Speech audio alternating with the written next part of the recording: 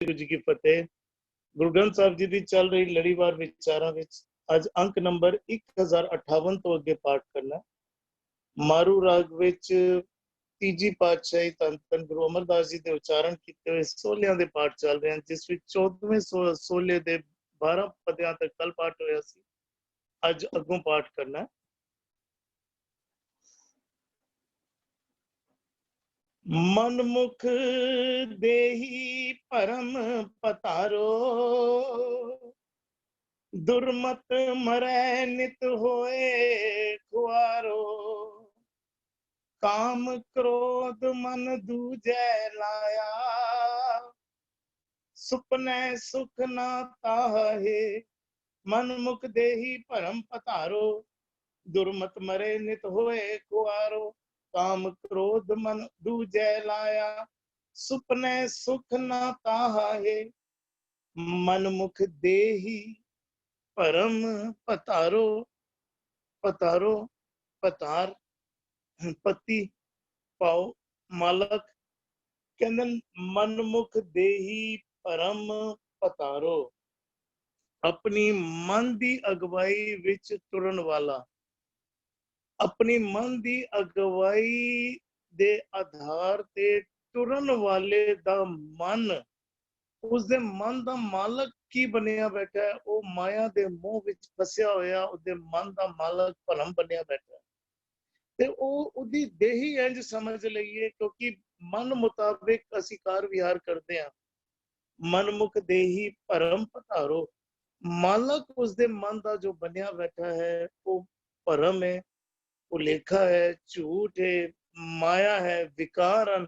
जिस तरह किसी जानवर ਨੂੰ ਲਗਾਮ ਪਾ ਕੇ ਬੱਗੀ ਨਾਲ ਜੋਤ ਦਿੱਤਾ ਜਾਂਦਾ ਹੈ ਨਾ, ਫਿਰ ਜਿੱਥੇ ਜਿੱਥੇ ਜਾਨਵਰ ਦੌੜਦਾ ਹੈ, ਜਿੱਥੇ ਜਿੱਥੇ ਮਾਲਕ ਬੈਠਾ ਜਾਨਵਰ ਨੂੰ ਤੋੜਦਾ ਹੈ, ਉੱਥੇ ਉੱਥੇ ਬੱਗੀ ਟੁਰੀ ਜਾਂਦੀ ਹੈ। ਤੇ ਸਰੀਰ ਨੂੰ ਅਸੀਂ ਬੱਗੀ ਸਮਝ ਲਈਏ, ਮਨ ਮਾਲਕ ਸਮਝ ਲਈਏ, ਪਰ ਮਨ ਦੇ ਉੱਤੇ ਮਲਕੀਅਤ ਕਿੱਦੀ ਹੋਈ ਹੈ? ਮਨ ਦੇ ਉੱਤੇ ਮਲਕੀਅਤ ਵਿਕਾਰਾਂ ਦੀ ਹੋ ਗਈ ਹੈ। ਹੁਣ ਵਿਕਾਰ ਜਿੱਥੇ ਜਿੱਥੇ ਮਨ ਨੂੰ ਪ੍ਰੇਰਦੇ ਹਨ, ਮਨ ਦੇਹੀ ਨੂੰ ਉੱਥੇ ਉੱਥੇ ਭਜਾਈ ਫਿਰਦਾ, ਮਨ ਉੱਥੇ ਉੱਤੇ ਉਹ ਕਾਰ ਵਿਹਾਰ ਕਰਾਈ ਫਿਰਦਾ ਹੈ ਜਿਹੜੇ ਵਿਕਾਰ ਕਹਿੰਦੇ ਹਨ। ਵਿਕਾਰਾਂ ਦੀ ਗੁਲਾਮੀ ਦੇ ਆਧਾਰ ਤੇ ਮਨੁੱਖ ਆਪਣੇ ਕਾਰ ਵਿਹਾਰ ਕਰੀ ਜਾਂਦਾ। ਮਨਮੁਖ ਦੇਹੀ ਭਰਮ ਪਤਾਰੋ, ਦੇਹੀ ਵਿਕਾਰਾਂ ਦੇ ਪ੍ਰਭਾਵ ਹੇਠ ਕਾਰ ਵਿਹਾਰ ਕਰ ਰਹੀ ਹੈ। ਦੁਰਮਤ ਮਰੈ ਨਿਤ ਹੋਏ ਖੁਆਰੋ, ਦੁਰਮਤ, ਦੁਰਮਤ ਦੇ ਤੱਤੇ ਨੂੰ ਸਿਆਰੀਏ। ਦੁਰਮਤ ਭੈੜੀ ਮਤ ਦੇ ਕਾਰਨ ਮਰ ਰਿਹਾ। ਹੁਣ ਦੇਖੋ, ਮਨਮੁਖ ਦੇਹੀ ਭਰਮ ਪਤਾਰੋ, ਸਰੀਰਿਕ ਮੌਤ ਦੀ ਗੱਲ ਨਹੀਂ ਕਰ ਰਹੇ, ਆਤਮਕ ਮੌਤ ਦੀ ਗੱਲ ਕਰ ਰਹੇ ਹਨ। ਦੁਰਮਤ ਮਰੇ, ਨਿਤਾ ਪ੍ਰਤੀ ਮਰਦਾ ਰਹਿੰਦਾ ਹੈ। ਵਿਕਾਰ ਜਿੱਥੇ ਲਗਾਮ ਖਿੱਚਦੇ ਹਨ ਉਹ ਕਾਰ ਵਿਹਾਰ ਕਰੀ ਜਾਂਦਾ ਹੈ ਤੇ ਆਤਮਕ ਮੌਤ ਤੇ ਮਰੀ ਜਾਂਦਾ ਹੈ। ਦੁਰਮਤ ਮਰੇ ਨਿਤ ਹੋਏ ਖੁਆਰੋ, ਮਨ ਦੇ ਉੱਤੇ ਵਿਕਾਰਾਂ ਦਾ ਪ੍ਰਭਾਵ ਹੈ। ਨਤੀਜਾ ਕੀ ਹੈ? ਭੈੜੀ ਮਤ ਦੇ ਕਾਰਨ ਆਤਮਕ ਮੌਤ ਮਰ ਰਿਹਾ, ਤੇ ਉਹਦਾ ਨਤੀਜਾ ਕੀ ਨਿਕਲ ਰਿਹਾ ਹੈ? ਨਿਤ ਹੋਏ ਖੁਆਰੋ, ਨਿਤੋ ਪ੍ਰਤੀ ਖੁਆਰ ਹੋ ਰਿਹਾ। ਜਿਹੜੇ ਭੈੜੀ ਮਤ ਦੇ ਕਾਰਨ ਕਾਰ ਵਿਹਾਰ ਕਰ ਰਿਹਾ ਹੈ, ਉਹ ਕਾਰ ਵਿਹਾਰਾਂ ਦੇ ਵਜ੍ਹਾ ਕਰਕੇ ਖੁਆਰ ਹੋ ਰਿਹਾ, ਦੁਖੀ ਹੋ ਰਿਹਾ, ਪਰੇਸ਼ਾਨ ਹੋ ਰਿਹਾ। ਆਪਣੇ ਮਨ ਦੇ ਨੂੰ ਵੀ ਰੋਗੀ ਕੀਤਾ ਹੋਇਆ, ਆਪਣੇ ਤਨ ਨੂੰ ਵੀ ਰੋਗੀ ਕੀਤਾ ਹੋਇਆ। ਦੁੱਖਾਂ ਦੇ ਵਿੱਚ ਉਹਦਾ ਜੀਵਨ ਬਤੀਤ ਹੋਈ ਜਾ ਰਿਹਾ। ਦੁਰਮਤ ਮਰੇ ਨਿਤ ਹੋਏ ਖੁਆਰੋ, ਕਾਮ ਕ੍ਰੋਧ ਮਨ ਦੂਜੈ ਲਾਇਆ, ਸੁਪਨੇ ਸੁਖ ਨਾ ਤਾਹੇ। ਕਾਮ ਦੇ ਵਿੱਚ ਫਸਿਆ ਹੋਇਆ, ਕਾਮ ਕ੍ਰੋਧ ਮਮੇ ਨੂੰ ਵੀ ਤੇ ਧੱਦੇ ਨੂੰ ਵੀ ਸਿਆਰੀ ਹੈ। ਕਾਮ ਵਿੱਚ, ਕ੍ਰੋਧ ਵਿੱਚ, ਕਾਮ ਦੇ ਕਾਰਨ ਕ੍ਰੋਧ ਵਿੱਚ ਗਰਸਿਆ ਹੋਇਆ ਮਨ, ਦੂਜੈ ਲਾਇਆ, ਦੂਜੇ ਦੇ ਪ੍ਰੇਮ ਵਿੱਚ ਲਾਇਆ ਹੋਇਆ। ਦੂਜੇ ਲਾਇਆ, ਮਨ ਦੂਜੇ ਪਾਸੇ ਜੋੜਿਆ ਹੋਇਆ। ਹੁਣ ਦੂਜਾ ਕੀ ਹੈ? ਦੂਜਾ ਕੀ ਹੈ? ਪਹਿਲਾ ਸਮਝ ਲਈਏ ਤੇ ਦੂਜਾ ਕਲੀਅਰ ਹੋ ਜਾਏਗਾ। ਪਹਿਲਾ ਪਰਮਾਤਮਾ, ਤੇ ਪਰਮਾਤਮਾ ਤੋਂ ਇਲਾਵਾ ਸਭ ਕੁਝ ਦੂਜਾ। ਸਾਨੂੰ ਇਹ ਗੱਲ ਇੱਥੋਂ ਕਲੀਅਰ ਹੋ ਜਾਂਦੀ ਹੈ ਕਿ ਦੂਜਾ ਅਸੀਂ ਕੀ ਕਰਕੇ ਕਹਾਂਗੇ ਨਾ, ਇਹ ਕੰਮ ਕਰੀਏ ਜਾਂ ਨਾ ਕਰੀਏ, ਇਹ ਕੰਮ ਠੀਕ ਹੈ ਜਾਂ ਇਹ ਕੰਮ ਗਲਤ ਹੈ, ਅਸੀਂ ਕਨਫਿਊਜ਼ ਹੁੰਦੇ ਰਵਾਂਗੇ, ਅਸੀਂ ਦੁਬਿਧਾ ਵਿੱਚ ਪਏ ਰਵਾਂਗੇ, ਮਨ ਤੇ ਭਾਰਾ ਬਣਿਆ ਰਹੇਗਾ, ਇਹ ਕਰੀਏ ਜਾਂ ਨਾ ਕਰੀਏ, ਇਹ ਕੰਮ ਠੀਕ ਹੈ, ਇਹ ਪਾਪ ਹੈ ਜਾਂ ਪੁੰਨ ਹੈ। ਜਿਹੜੇ ਪਾਪ ਪੁੰਨ ਜਿਹੜੀ ਜ਼ਿਕਰ ਕਰਦੇ ਨਾ, ਸਵਰਗ ਨਰਕ ਸੰਤਨ ਦੋ ਰਾਧੇ ਦਾ ਜ਼ਿਕਰ ਆਉਂਦਾ ਜਿਹੜਾ, ਹੁਣ ਰਾਧੇ ਤੋਂ ਕੀ ਪਾਵੇ, ਅਸੀਂ ਦੂਜੇ ਨੂੰ ਸਮਝ ਲਈਏ ਨਾ, ਹਰ ਉਹ ਚੀਜ਼, ਹਰ ਉਹ ਸੋਚਣੀ, ਹਰ ਉਹ ਕੀਤਾ ਹੋਇਆ ਕਰ ਜਿਹੜਾ ਪਰਮਾਤਮਾ ਤੋਂ ਦੂਰ ਲੈ ਜਾ ਰਿਹਾ ਹੈ, ਉਹ ਦੂਜਾ ਹੈ, ਉਹ ਦੂਜੇ ਦਾ ਪਿਆਰ ਹੈ। ਹਰ ਉਹ ਕੀਤਾ ਹੋਇਆ ਕਾਰ, ਹਰ ਉਹ ਸਾਡੀ ਸੋਚਣੀ ਜਿਹੜੀ ਪਰਮਾਤਮਾ ਤੋਂ ਦੂਰ ਲੈ ਜਾ ਰਹੀ ਹੈ, ਪਰਮਾਤਮਾ ਤੋਂ ਤੋੜ ਰਹੀ ਹੈ, ਉਹ ਦੂਜੇ ਦੀ ਗੱਲ ਹੈ। ਇੱਥੇ ਗੁਰੂ ਸਾਹਿਬ ਸਾਨੂੰ ਸਮਝਾਉਣਾ ਕਰ ਰਹੇ ਹੈਗੇ, ਕਾਮ ਕ੍ਰੋਧ ਮਨ ਦੂਜੇ ਲਾਇਆ, ਕਾਮ ਦੀ ਅਧੀਨਗੀ ਵਿੱਚ, ਕ੍ਰੋਧ ਦੀ ਅਧੀਨਗੀ ਵਿੱਚ ਪਰਮਾਤਮਾ ਨੂੰ ਛੱਡ ਕੇ ਦੂਜੇ ਪਾਸੇ ਮਨ ਨੂੰ ਲਾ ਲਿਆ, ਦ્વੈਤ ਭਾਵ ਵਿੱਚ ਮਨ ਨੂੰ ਲਾ ਲਿਆ, ਤੇ ਨਤੀਜਾ ਕੀ ਨਿਕਲ ਰਿਹਾ ਹੈ, ਸੁਪਨੇ ਸੁਖ ਨਾ ਤਾਹਾ ਹੈ, ਸੁਪਨੇ ਵਿੱਚ ਵੀ ਸੁਖ ਨਹੀਂ ਹੈ। ਅਸੀਂ ਆਪਣੀ ਜ਼ਿੰਦਗੀ ਨੂੰ ਸੁਖੀ ਬਣਾਉਣਾ ਚਾਹੁੰਦੇ ਹਾਂ, ਗੁਰੂ ਸਾਹਿਬ ਕਹਿ ਰਹੇ ਨੇ ਜਾਗਦਿਆਂ ਤੇ ਸੁਖ ਕਿਹੜੀ ਗੱਲ ਹੈ, ਸੁੱਤਿਆਂ ਵੀ ਸੁਖ ਪ੍ਰਾਪਤੀ ਨਹੀਂ। ਸੁੱਤਿਆਂ ਅਸੀਂ ਸੋ ਜਾਈਏ ਨਾ ਤੇ ਅਕਸਰ ਅਸੀਂ ਸਭ ਕੁਝ ਭੁੱਲ ਜਾਂਦੇ ਹਾਂ, ਪਰ ਗੁਰੂ ਸਾਹਿਬ ਕਹਿ ਰਹੇ ਸੁੱਤਿਆਂ ਵੀ ਸੁਖ ਦੀ ਪ੍ਰਾਪਤੀ ਨਹੀਂ ਹੈ। ਪਹਿਲੇ ਤੇ ਜਦੋਂ ਤੱਕ ਅਸੀਂ ਵਿਕਾਰ ਵਿੱਚ ਹੈ ਨਾ, ਜਦੋਂ ਤੱਕ ਅਸੀਂ, ਸਾਡੇ ਉੱਤੇ ਵਿਕਾਰਾਂ ਦਾ ਬਹੁਤ ਪ੍ਰਭਾਵ ਹੈ, ਵਿਕਾਰਾਂ ਦੀ ਅਧੀਨਗੀ ਵਿੱਚ ਅਸੀਂ ਕਾਰ ਵਿਹਾਰ ਕਰਦੇ ਹਾਂ ਨਾ, ਪਹਿਲਾਂ ਤੇ ਨੀਂਦਰ ਹੀ ਨਹੀਂ ਆਉਂਦੀ, ਸੌਖੇ ਨੀਂਦਰ ਆਉਂਦੀ ਨਹੀਂ, ਜੇ ਆ ਵੀ ਜਾਂਦੀ ਹੈ ਤੇ 2-4 ਘੰਟਿਆਂ ਵਿੱਚ ਫਟਾਫਟ, ਪੂਰੀ ਨੀਂਦਰ ਨਹੀਂ ਆਉਂਦੀ। ਗੁਰੂ ਸਾਹਿਬ ਕੀ ਸਮਝਾਣਾ ਕਰ ਰਹੇ, ਕਹਿ ਰਹੇ ਜੇ ਸੁਪਨੇ ਵੀ ਤੱਕ ਰਿਹਾ ਨਾ, ਸੁਪਨੇ ਵਿੱਚ ਵੀ ਪਰੇਸ਼ਾਨੀਆਂ ਵਾਲੇ ਸੁਪਨੇ ਹੀ ਆ ਰਹੇ, ਦੁਖੀ ਹੋ ਰਿਹਾ, ਉੱਥੇ ਵੀ ਕਲੇਸ਼, ਕਿਉਂਕਿ ਮਨ ਦੇ ਵਿੱਚ ਕਲੇਸ਼ ਹਨ। ਜਦੋਂ ਤੱਕ ਮਨ ਵਿੱਚ ਕਲੇਸ਼ ਹਨ, ਤਦੋਂ ਤੱਕ ਜਾਗਦਿਆਂ ਵੀ ਕਲੇਸ਼ ਵਾਲਾ ਜੀਵਨ ਹੈ, ਸੁੱਤਿਆਂ ਵੀ ਕਲੇਸ਼ ਬਣੇ ਹੋਏ ਹਨ। ਸੁਪਨੇ ਸੁਖ ਨਾ ਤਾਹਾ ਹੈ, ਸੁਪਨੇ ਵਿੱਚ ਵੀ ਉਹਨੂੰ ਸੁੱਖਾਂ ਦੀ ਪ੍ਰਾਪਤੀ ਨਹੀਂ ਹੈ। ਜੀ ਅਰਵਿੰਦਰ ਵੀਰ ਜੀ। ਜਦੋਂ ਇੱਕ ਗੁਰਬਾਣੀ ਦਾ ਕਹਿ ਲੋ ਜਾਂ ਇੱਕ ਆਮ ਜੀਵਨ ਦਾ ਵੀ ਕਹਿ ਲੋ, ਜਦੋਂ ਵੀ ਕਿਸੇ ਬੰਦੇ ਨੂੰ ਕੋਈ ਵੀ ਗੱਲ ਕਰਨੀ ਹੋਏਗੀ ਨਾ, ਕਿਸੇ ਬੰਦੇ ਨੂੰ, ਬੱਚੇ ਤੋਂ ਲੈ ਲਓ, ਵੱਡੇ ਤੋਂ ਲੈ ਲਓ, ਜਦੋਂ ਵੀ ਕਿਸੇ ਨਾਲ ਜੇ ਕੋਈ ਵੀ ਗੱਲ ਕਰਨੀ ਹੈ ਨਾ, ਤੇ ਜਿੱਥੇ ਤੱਕ ਉਸ ਬੰਦੇ ਨੂੰ ਪਤਾ ਹੈ, ਉਹਨੂੰ ਇੱਕ ਐਨਾਲੋਜੀ ਦੇ ਰਾਹੀਂ, ਕਿਸੇ ਨੂੰ ਕੁਝ ਚੀਜ਼ ਪਤਾ ਹੈ, ਉਹਨੂੰ ਉਹਦਾ ਐਗਜ਼ਾਮਪਲ ਦੇ ਕੇ ਉਹਨੂੰ ਉਸ ਦੇ ਪ੍ਰਥਾਈ ਉਹਦੇ ਅੱਗੇ ਹੋਰ ਸਮਝਾਇਆ ਜਾ। ਗੁਰਬਾਣੀ ਵੀ ਸਾਰੀ ਇੱਥੇ ਕਹਿੰਦੇ ਮੇਰੇ ਮਨਮੁਖ ਦੇਹੀ ਭਰਮ ਪਤਾਰੋ, ਉਹਦਾ ਮਾਲਕ, ਉਹਦਾ ਪਤਾਰ ਕਹਿੰਦੇ ਨੇ ਜਨੇ ਨੂੰ, ਖਸਮ ਨੂੰ। ਹੁਣ ਉਹਦਾ ਪਤਾਰ ਕੌਣ ਬਣਿਆ ਹੋਇਆ ਹੈ ਵੀ ਉਹ ਭਰਮ ਉਹਦੇ ਜ਼ਿੰਦਗੀ ਨੂੰ ਰੂਲ ਕਰਦੇ ਪਏ ਨੇ। ਗੁਰਬਾਣੀ ਵਿੱਚ ਜਾਂ ਜ਼ਿੰਦਗੀ ਵਿੱਚ ਕਿਸੇ ਤਰ੍ਹਾਂ ਦੇ ਜੇ ਬੱਚੇ ਨੂੰ ਵੀ ਸਿਖਾਣਾ ਹੈ ਨਾ, ਜਿੱਥੇ ਤੱਕ ਬੱਚੇ ਦੀ ਸੁਰਤ ਪਹੁੰਚੀ ਹੋਈ ਹੈ, ਉੱਥੋਂ ਉਹਨੂੰ ਐਨਾਲੋਜੀਕਲੀ ਕੋਈ ਚੀਜ਼ ਜੋੜ ਕੇ ਜਿਹੜੀ ਹੈ ਨਾ, ਉਹ ਸਮਝਾਈ ਜਾਂਦੀ। ਗੁਰਬਾਣੀ ਵਿੱਚ ਵੀ ਹੈ, ਕਿਉਂਕਿ ਗੁਰਬਾਣੀ ਵਿੱਚ ਜੀਵਨ ਜਾਚ ਹੀ ਹੈ। ਅਸੀਂ ਕਹਿੰਦੇ ਵੀ ਜਿਸ ਤਰ੍ਹਾਂ ਬਾਕੀ ਚੀਜ਼ਾਂ ਨੇ, ਜੇ ਬੱਚੇ ਨੂੰ ਪਹਿਲਾਂ ਐਡੀਸ਼ਨ ਸਿਖਾਉਂਦੇ ਨੇ, ਇਹ ਦੇਖ ਇੱਕ ਤੇ ਇੱਕ, ਫਿਰ ਅੱਛਾ ਹੁਣ ਇਹ ਦੋਨੋਂ ਜੋੜੇਗਾ ਤੇ ਕਿੰਨੇ ਹੋ ਗਏ, 2 ਹੋ ਗਏ। ਫਿਰ ਜਦੋਂ ਮਲਟੀਪਲੀਕੇਸ਼ਨ ਸਿਖਾਣਾ ਹੈ ਨਾ, ਕਹਿੰਦੇ ਦੇਖ ਇਹ 2 ਇੱਕ ਵਾਰ ਪਿਆ, ਇਹ 2 ਇੱਕ ਵਾਰ ਪਿਆ, ਇਹ 2 ਇੱਕ ਵਾਰ ਪਿਆ, ਇਹ 2 ਇੱਕ ਵਾਰ ਪਿਆ। ਉਹ ਕਹਿੰਦੇ ਹਾਂ ਠੀਕ ਹੈ। ਉਹ ਕਹਿੰਦਾ ਹੁਣ ਟੋਟਲ ਕਿਤਨੇ ਹੋ ਗਏ, ਫਿਰ ਐਡੀਸ਼ਨ ਕਰਦਾ, ਕਹਿੰਦੇ 8, ਉਹ ਕਹਿੰਦੇ 2 into 4 is 8। ਇਸੇ ਤਰੀਕੇ ਦੇ ਨਾਲ ਸਾਡੇ ਬਹੁਤ ਸਾਰੇ ਜਿਹੜੇ ਨਾ, ਜਦੋਂ ਗੁਰੂ ਨੇ ਵੀ ਗੱਲ ਕਰਨੀ ਹੈ ਨਾ, ਉਹ ਕਿਸੇ ਐਨਾਲੋਜੀਕਲ ਤਰੀਕੇ ਦੇ ਨਾਲ ਹੀ ਗੱਲ ਕਰਦਾ ਹੈ। ਅਸੀਂ ਕਈ ਵਾਰ ਐਨਾਲੋਜੀ ਵਿੱਚ ਫਸ ਕੇ ਰਹਿ ਜਾਂਦੇ ਹਾਂ, ਤੇ we are not able to, ਜੋ ਗੁਰੂ ਡਿਲੀਵਰ ਕਰਨਾ ਚਾਹੁੰਦਾ ਸੀ ਨਾ ਸਾਨੂੰ, ਉਹ ਅਸੀਂ ਕਈ ਵਾਰ ਫਿਰ ਐਨਾਲੋਜੀ ਨੂੰ ਕੁਐਸਚਨ ਕਰਨਾ। ਹੁਣ ਦੇਖੋ ਜੋ ਜਿਹੜਾ ਵੀ ਫਰੀਦ ਸਾਹਿਬ ਜਦੋਂ ਰੱਬ ਦੀ ਗੱਲ ਕਰਨੀ ਹੈ, ਹੁਣ ਰੱਬ ਬਾਰੇ ਕੀ ਕਹਿੰਦੇ ਨੇ, ਕਹਿੰਦੇ ਨੇ ਵੀ ਗੁਸਾਈ ਮਹਿੰਡਾ ਇਠੜਾ, ਇੱਕ ਕਹਿੰਦੇ ਨੇ ਗੰਨੇ ਨੂੰ, ਕਹਿੰਦੇ ਮੇਰਾ ਰੱਬ ਕਿੰਨਾ ਮਿੱਠਾ ਹੈ, ਕਹਿੰਦਾ ਗੁਸਾਈ ਮਹਿੰਡਾ ਇਠੜਾ, ਕਹਿੰਦੇ ਅਮ ਅੱਬੇ ਥਾਵੋਂ ਮਿੱਠੜਾ। ਹੁਣ ਫਰੀਦ ਸਾਹਿਬ ਜਿਹੜੇ ਨੇ ਉਹ ਬੇਸਿਕਲੀ ਮੁਸਲਮਾਨ ਨੇ, ਅੰਮੀ ਤੇ ਅੱਬਾ, ਮਾਂ ਤੇ ਪਿਓ, ਕਹਿੰਦਾ ਰੱਬ ਮੈਨੂੰ ਕਿੰਨਾ ਪਿਆਰਾ ਹੈ, ਕਹਿੰਦੇ ਅਮ ਅੱਬੇ ਥਾਵੋਂ ਮਿੱਠੜਾ, ਤੇ ਮੇਰੇ ਮਾਂ ਪਿਓ ਨਾਲੋਂ ਵੀ ਜ਼ਿਆਦਾ ਪਿਆਰਾ ਜਿਹੜਾ ਨਾ ਉਹ ਰੱਬ ਹੈ। ਇੱਕ ਹੋਰ ਥਾਂ ਦੇ ਉੱਤੇ ਜਦੋਂ ਰੱਬ ਦੀ ਗੱਲ ਪੇ ਕਰਦੇ ਨੇ, ਉੱਥੇ ਦੇਖੋ ਐਨਾਲੋਜੀ ਦੇਣੀ ਉਹਨਾਂ ਨੇ ਦੱਸਣਾ ਹੈ ਕਿ ਰੱਬ ਕਿਤਨਾ ਮੈਨੂੰ ਪਿਆਰਾ ਹੈ। ਹੁਣ ਉੱਥੇ ਐਗਜ਼ਾਮਪਲ ਕੁਝ ਤੇ ਦੇਣਾ ਪਏਗਾ ਨਾ, ਜੇ ਕੁਝ ਕਹਿਣਾ ਹੈ ਕਿ ਰੱਬ ਨਾਲ ਮੈਨੂੰ ਪਿਆਰ ਕਿਉਂ ਹੈ, ਤੇ ਉੱਥੇ ਦੂਜਾ ਸ਼ਬਦ ਹੈ, ਕਹਿੰਦੇ ਨੇ ਸ਼ੱਕਰ, ਖੰਡ, ਨਿਵਾਤ, ਗੁੜ, ਮਾਖਿਓ, ਮਾਂਝਾ ਦੁੱਧ।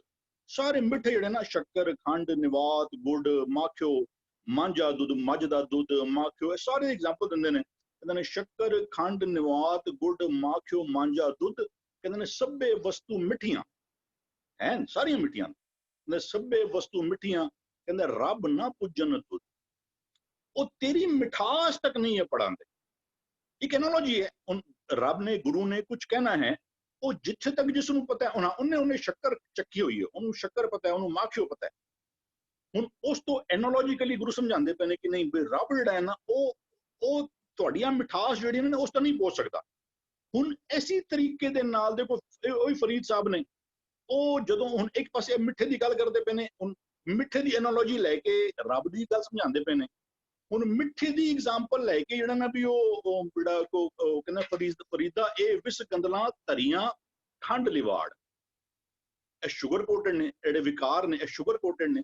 ਇੱਕ ਥਾਂ ਦੇ ਉੱਤੇ ਇੱਕ ਮਹਿਲਾ ਪਹਿਲਾ ਦਾ ਸ਼ਬਦ ਆਂਦਾ ਪਿਆ, ਕਹਿੰਦਾ ਵੇਖ ਬਤੋ ਮਿੱਠੇ ਦੇ ਕਾਰਨ ਸਾਡਾ ਜਿਹੜਾ ਉਹ ਕਹਿੰਦਾ ਵੀ ਕੂੜ ਮਿੱਠਾ, ਕੂੜ ਮਾਖਿਓ, ਸਾਨੂੰ ਝੂਠ ਸਾਡੇ ਜੀਵਨ ਨੂੰ ਕਿੰਨਾ ਪ੍ਰਭਾਵਿਤ ਕਰਦਾ ਪਿਆ। ਕੂੜ ਨਾਲ ਅਸੀਂ ਕਿੰਨਾ ਪਿਆਰ ਕਰਨੇ ਪੈਂਦੇ, ਕੂੜ ਮਿੱਠਾ, ਕੂੜ ਮਾਖਿਓ, ਕੂੜ ਡੋਬੇ ਪੂਰ। ਉੱਥੇ ਵੀ ਐਨਾਲੋਜੀ ਸੇਮ ਹੈ, ਉੱਥੇ ਵੀ ਗੱਲ ਮਿਠਾਸ ਦੀ ਲੈ ਕੇ ਸਮਝਾਉਂਦੇ ਪਏ ਨੇ। ਇੱਕ ਮਹਿਲਾ ਪਹਿਲਾ ਦਾ ਸ਼ਬਦ ਆਂਦਾ, ਕਹਿੰਦਾ ਵੇਖ ਜੇ ਮਿੱਠਾ ਕਟਿਆ, ਵੀ ਗੰਨੇ ਵਿੱਚ, ਹੁਣ ਗੰਨੇ ਨੂੰ ਥੋੜਾ ਨਾ ਗੁਰੂ ਨੇ ਉਪਦੇਸ਼ ਦੇਣਾ ਕੋਈ। ਗੰਨਾ ਤੇ ਆਪਣੇ ਥਾਂ ਤੇ ਇੱਕ ਝਾੜ, ਜਦੋਂ ਕੁੱਤੇ ਦਾ ਐਗਜ਼ਾਮਪਲ ਲੈਂਦੇ ਨੇ ਹੱਥ, ਉਹਨਾਂ ਦੀ ਜ਼ਿੰਦਗੀ, ਉਹਨਾਂ ਨੂੰ ਗੁਰੂ ਪ੍ਰੇਰਨਾ ਵੀ ਨਹੀਂ ਦਿੰਦਾ ਪਿਆ, ਐਨਾਲੋਜੀ ਉਹਨਾਂ ਦੀ ਲੈਂਦਾ ਪਿਆ, ਗੱਲ ਸਾਨੂੰ ਸਮਝਾਉਂਦੇ ਪਏ ਨੇ। ਹੁਣ ਗੰਨੇ ਦਾ ਐਗਜ਼ਾਮਪਲ ਦੇ ਕੇ ਕਹਿੰਦੇ ਨੇ ਵੇਖ ਜੇ ਮਿੱਠਾ ਕਟਿਆ, ਵੀ ਮਤਲਬ ਗੰਨੇ ਦਾ ਜਿਹੜਾ ਝਾੜ ਹੈ ਨਾ, ਗੰਨੇ ਦਾ ਜਿਹੜਾ ਜੋ ਲੱਗਦਾ ਇਸ ਟਾਈਮ, ਉਹਨੂੰ ਕਿੰਨੀ ਤਕਲੀਫ ਸਹਿਣੀ ਪੈਂਦੀ, ਮਤਲਬ ਮਿਠਾਸ ਉਹ ਮਿੱਠੇ ਵਾਲੇ ਪਾਸੇ ਜਿਹੜਾ ਕਹਿੰਦੇ ਵੇਖ ਜੇ ਮਿੱਠਾ ਕਟਿਆ, ਕੱਟ ਕੁੱਟ ਬੱਦਾ ਪਾਏ। ਉਹ ਜਿਹੜੇ ਗੰਨੇ ਦੇ ਖੇਤੀਆਂ ਉਹ ਕੱਟੀਆਂ ਗਈਆਂ, ਉਹਨਾਂ ਦੇ ਬੰਡਲ ਬੰਦ ਕੀਤੇ ਗਏ, ਕੱਟ ਕੁੱਟ ਬੱਦਾ ਪਾਏ। ਕਹਿੰਦਾ ਖੁੰਡਾ ਅੰਦਰ ਰੱਖ ਕੇ ਦੇਨ ਸੋ ਮਲ ਸਜਾਏ, ਫਿਰ ਉਹਨਾਂ ਨੂੰ ਨਾ ਉਹ ਦੋ ਰੋਲ ਦੇ ਵਿੱਚ ਉਹਨਾਂ ਨੂੰ ਗੰਨਾ ਉਸ ਤੋਂ ਜੂਸ ਕੱਢਿਆ ਜਾਂਦਾ, ਖੁੰਡਾ ਅੰਦਰ ਰੱਖ ਕੇ ਦੇਨ ਸੋ ਮਲ ਸਜਾਏ। ਕਹਿੰਦਾ ਰਸ ਕਸ ਟੱਟਰ ਪਾਈਏ, ਜੋ ਉਹਨਾਂ ਤੋਂ ਜੂਸ ਨਿਕਲਦਾ ਸ਼ੂਗਰ ਕੇਨ ਜੂਸ, ਕਹਿੰਦੇ ਰਸ ਕਸ ਟੱਟਰ ਪਾਈਏ, ਤੱਪੇ ਤੇ ਵਿਲ ਲਾਏ। ਫਿਰ ਉਹਨੂੰ ਵੱਡੀਆਂ ਵੱਡੀਆਂ ਕੜਾਈਆਂ ਤੇ ਪਾ ਕੇ ਉਹਨੂੰ ਉਬਾਲਿਆ ਜਾਂਦਾ। ਫਿਰ ਕਹਿੰਦਾ ਉਸ ਤੋਂ ਅੱਗੇ ਕੀ ਕਹਿੰਦਾ, ਭੀ ਸੋ ਫੋਗ ਸੰਭਾਲੀਏ, ਜੋ ਫੋਗ ਵੱਜ ਜਾਂਦੀ ਨਾ ਉਹਨੂੰ ਵੀ ਰੱਖ ਦਿੱਤਾ ਜਾਂਦਾ, ਕਹਿੰਦੇ ਦੀਜੇ ਅੱਗ ਜਲਾਏ। ਫਿਰ ਉਹਨੂੰ ਅੱਗ ਬਾਲਣ ਵਾਸਤੇ ਉਹਨੂੰ ਯੂਜ਼ ਕੀਤਾ ਜਾਂਦਾ ਪਿਆ।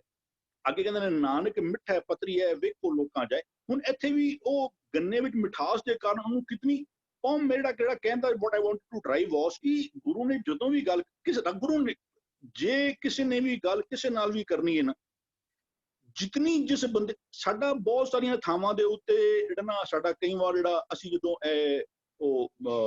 ਜਿਹੜੇ ਭੱਟਾਂ ਦੇ ਸਵਈਏ ਨੇ ਉਹਨਾਂ ਦੇ ਪ੍ਰਥਾਵਾਂ ਵੀ ਸਾਡੇ ਵਿਚਕਾਰ ਗੱਲ ਚੱਲਦੀ ਪਈ ਸੀ। ਹੁਣ ਜਿਹਦੀ ਸੋਚ ਹੀ ਇੱਕ ਲੈਵਲ ਤੱਕ ਪਹੁੰਚੀ ਹੋਈ ਹੈ, ਜੇ ਉਹਨੇ ਗੱਲ ਕਰਨੀ ਹੈ ਉਹਦਾ ਐਗਜ਼ਾਮਪਲ ਦੇ ਕੇ ਅੱਗੇ ਗੱਲ ਕਰ ਸਕਦਾ, ਹੋਰ ਤਾਂ ਕੋਈ ਤਰੀਕਾ ਹੀ ਨਹੀਂ।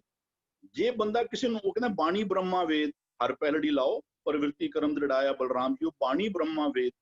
ਹੁਣ ਸੰਸਾਰ ਵਿੱਚ ਉਸ ਸਮੇਂ ਦੇ ਜਿਹੜਾ ਆਮ ਬੰਦਾ ਸੀ ਉਹਦੇ ਵਾਸਤੇ ਬ੍ਰਹਮਾ ਦੀ ਬਾਣੀ ਜਿਹੜੀ ਨਾ, ਮਾਨੋ ਦੈਟ ਵਾਸ ਦੀ, ਉਹ ਕਹਿ ਲਓ ਵੀ ਉਹ ਅਲਟੀਮੇਟ ਥਿੰਗ। ਤੇ ਗੁਰੂ ਕਹਿੰਦਾ ਕਿ ਨਹੀਂ, ਉਹ ਜਿਹੜੀ ਬਾਣੀ ਹੈ ਨਾ ਇਹ ਮੰਨੋ ਉਹ ਬ੍ਰਹਮਾ ਦੇ ਵੇਦ, ਕੁਛ ਤੇ ਸਮਝਾਇਆ ਜਾਂਦਾ। ਅੱਜ ਦਾ ਵੀ ਸ਼ਬਦ ਹੈ ਨਾ ਉਹਦੇ ਅੰਦਰ ਵੀ ਜਿਹੜਾ ਨਾ ਵੀ ਉਹ ਜਿਹੜਾ ਸ਼ਬਦ ਆਉਂਦਾ, ਕਹਿੰਦੇ ਵੀ ਜਿਹੜਾ ਮਨਮੁਖ ਬੰਦਾ ਹੈ ਨਾ ਉਸ ਨੇ ਆਪਣੇ ਕਹਿੰਦੇ ਮਨਮੁਖ ਦੇ ਨੋਰਮਲੀ ਜਿੱਥੇ ਮਨ ਤਨ ਦੀ ਗੱਲ ਚੱਲੇਗੀ ਨਾ, ਮਨ ਜਿਹੜਾ ਹੈ ਉਹ ਸਾਡੇ ਵਿਚਾਰਾਂ ਦਾ ਸੰਗ੍ਰਹਿ ਹੈ, ਤਨ ਜਿਹੜਾ ਹੈ ਨਾ ਉਹ ਸਾਡੇ ਕਰਮ ਕਰਨ ਦਾ ਕੇਂਦਰ ਹੈ।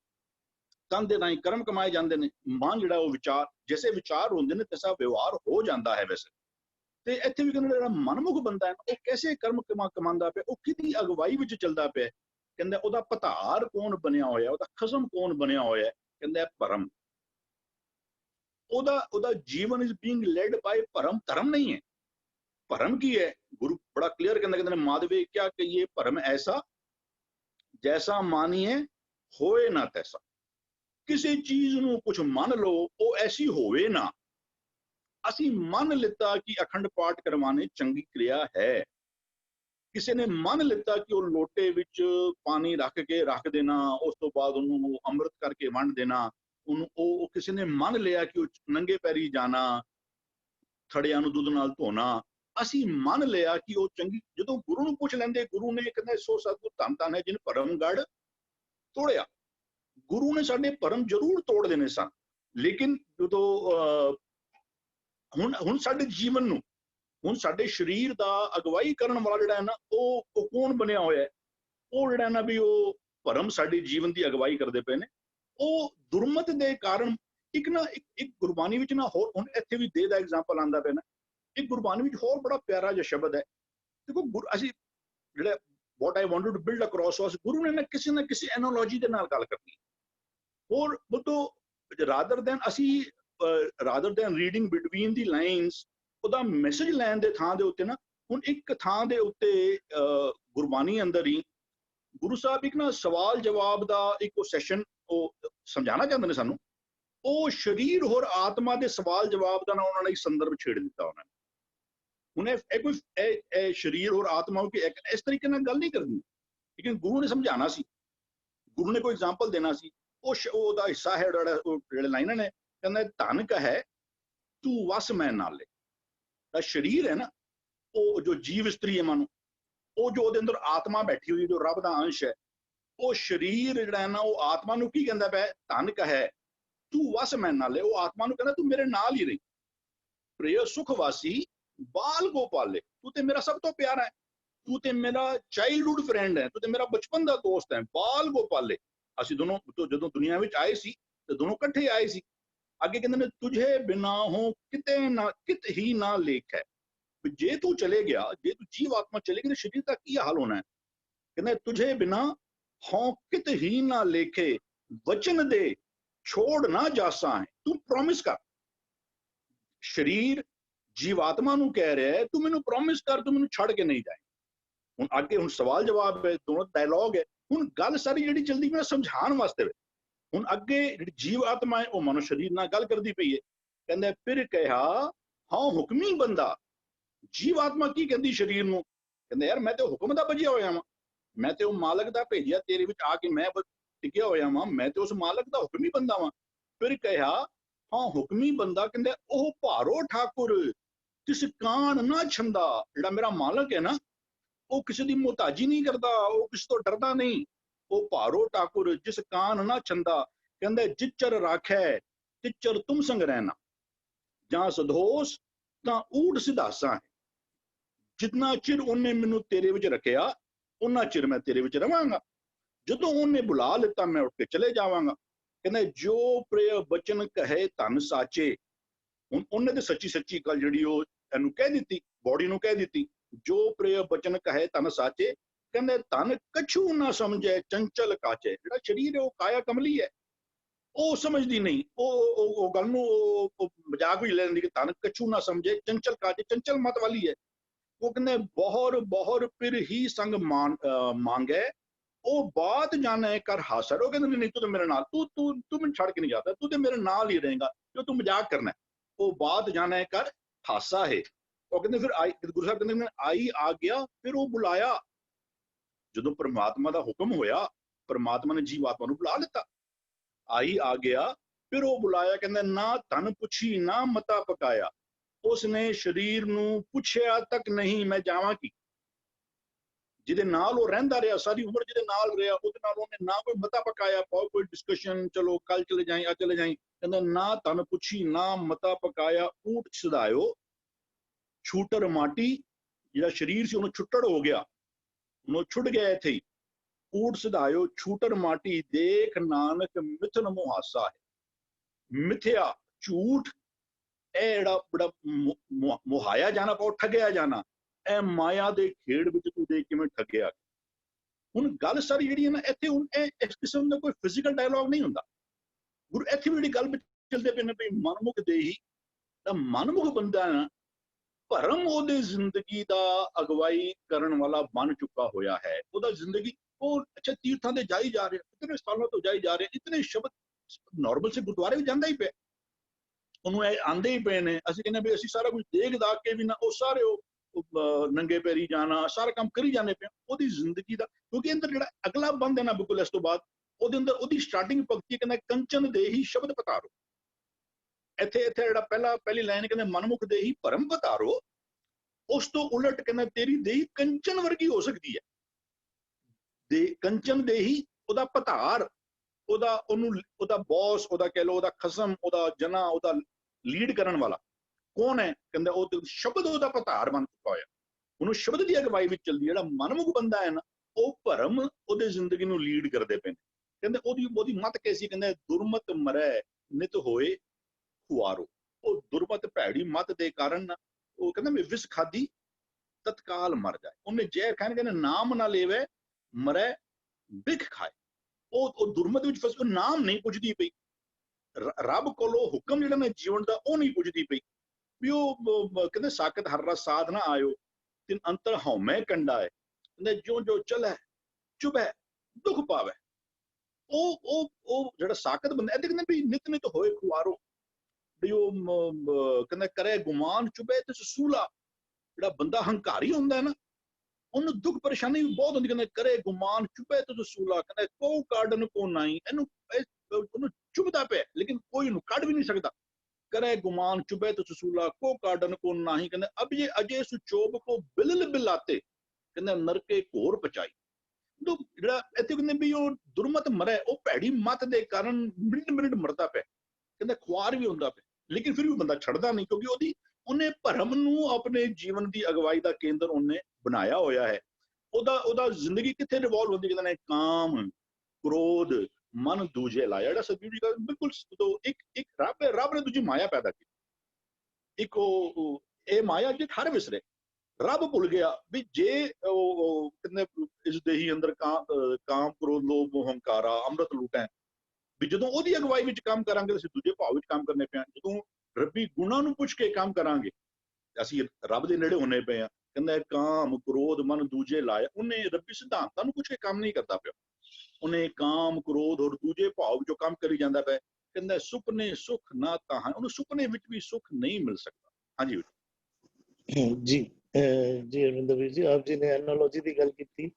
ਬਿਲਕੁਲ ਗੁਰੂ ਸਾਹਿਬ ਜਿਹੜਾ ਹੈ ਬਾਹਰੋਂ ਉਦਾਹਰਨ ਦੇ ਕੇ ਸਾਨੂੰ ਅੰਦਰ ਦੀ ਗੱਲ, ਕਿਉਂਕਿ ਬਾਹਰ ਦੀ ਗੱਲਾਂ ਅਸੀਂ ਵਰਤ ਰਹੇ ਹਾਂ, ਬਾਹਰ ਦੀ ਗੱਲਾਂ ਅਸੀਂ ਤੱਕ ਰਹੇ ਹਾਂ, ਬਾਹਰ ਦੀ ਗੱਲਾਂ ਸਾਡੀ ਸਮਝ ਵਿੱਚ, ਤੇ ਗੁਰੂ ਸਾਹਿਬ ਨੇ ਉਹੀ ਉਦਾਹਰਨਾਂ ਨੂੰ ਸਾਨੂੰ ਸਿੰਬੋਲਿਕ ਤੌਰ ਤੇ ਦੱਸ ਕੇ ਬਿਲਕੁਲ ਅੰਦਰ ਦੀ ਗੱਲ ਕਰ ਦਿੱਤੀ, ਜਿਸ ਦੇ ਨਾਲ ਬਹੁਤ ਸੌਖੇ ਸਾਨੂੰ ਸਮਝ ਆ ਜਾਏ। ਜੀ ਵਿੰਦਰੀ ਭੂਆ ਜੀ। ਹਾਂਜੀ, ਮਨਮੁਖ ਦੇਹੀ ਭਰਮ ਬਤਾਰੋ। ਮਨਮੁਖ ਉਹ ਮਨ ਜਿਹੜਾ ਆਪਣੇ ਮਤ ਦੇ ਹਿਸਾਬ ਦੇ ਨਾਲ ਚੱਲਦਾ, ਗੁਰੂ ਦੀ ਮਤ ਦੇ ਨਾਲ ਨਹੀਂ ਚੱਲਦਾ। ਉਸ ਦਾ ਰਾਜਾ, ਉਸ ਦਾ ਖਸਮ, ਉਸ ਦਾ ਮਾਲਕ ਕੌਣ ਹੈਗਾ? ਕੌਣ ਰਾਜ ਕਰਦਾ ਉਸ ਮਨ ਦੇ ਉੱਪਰ?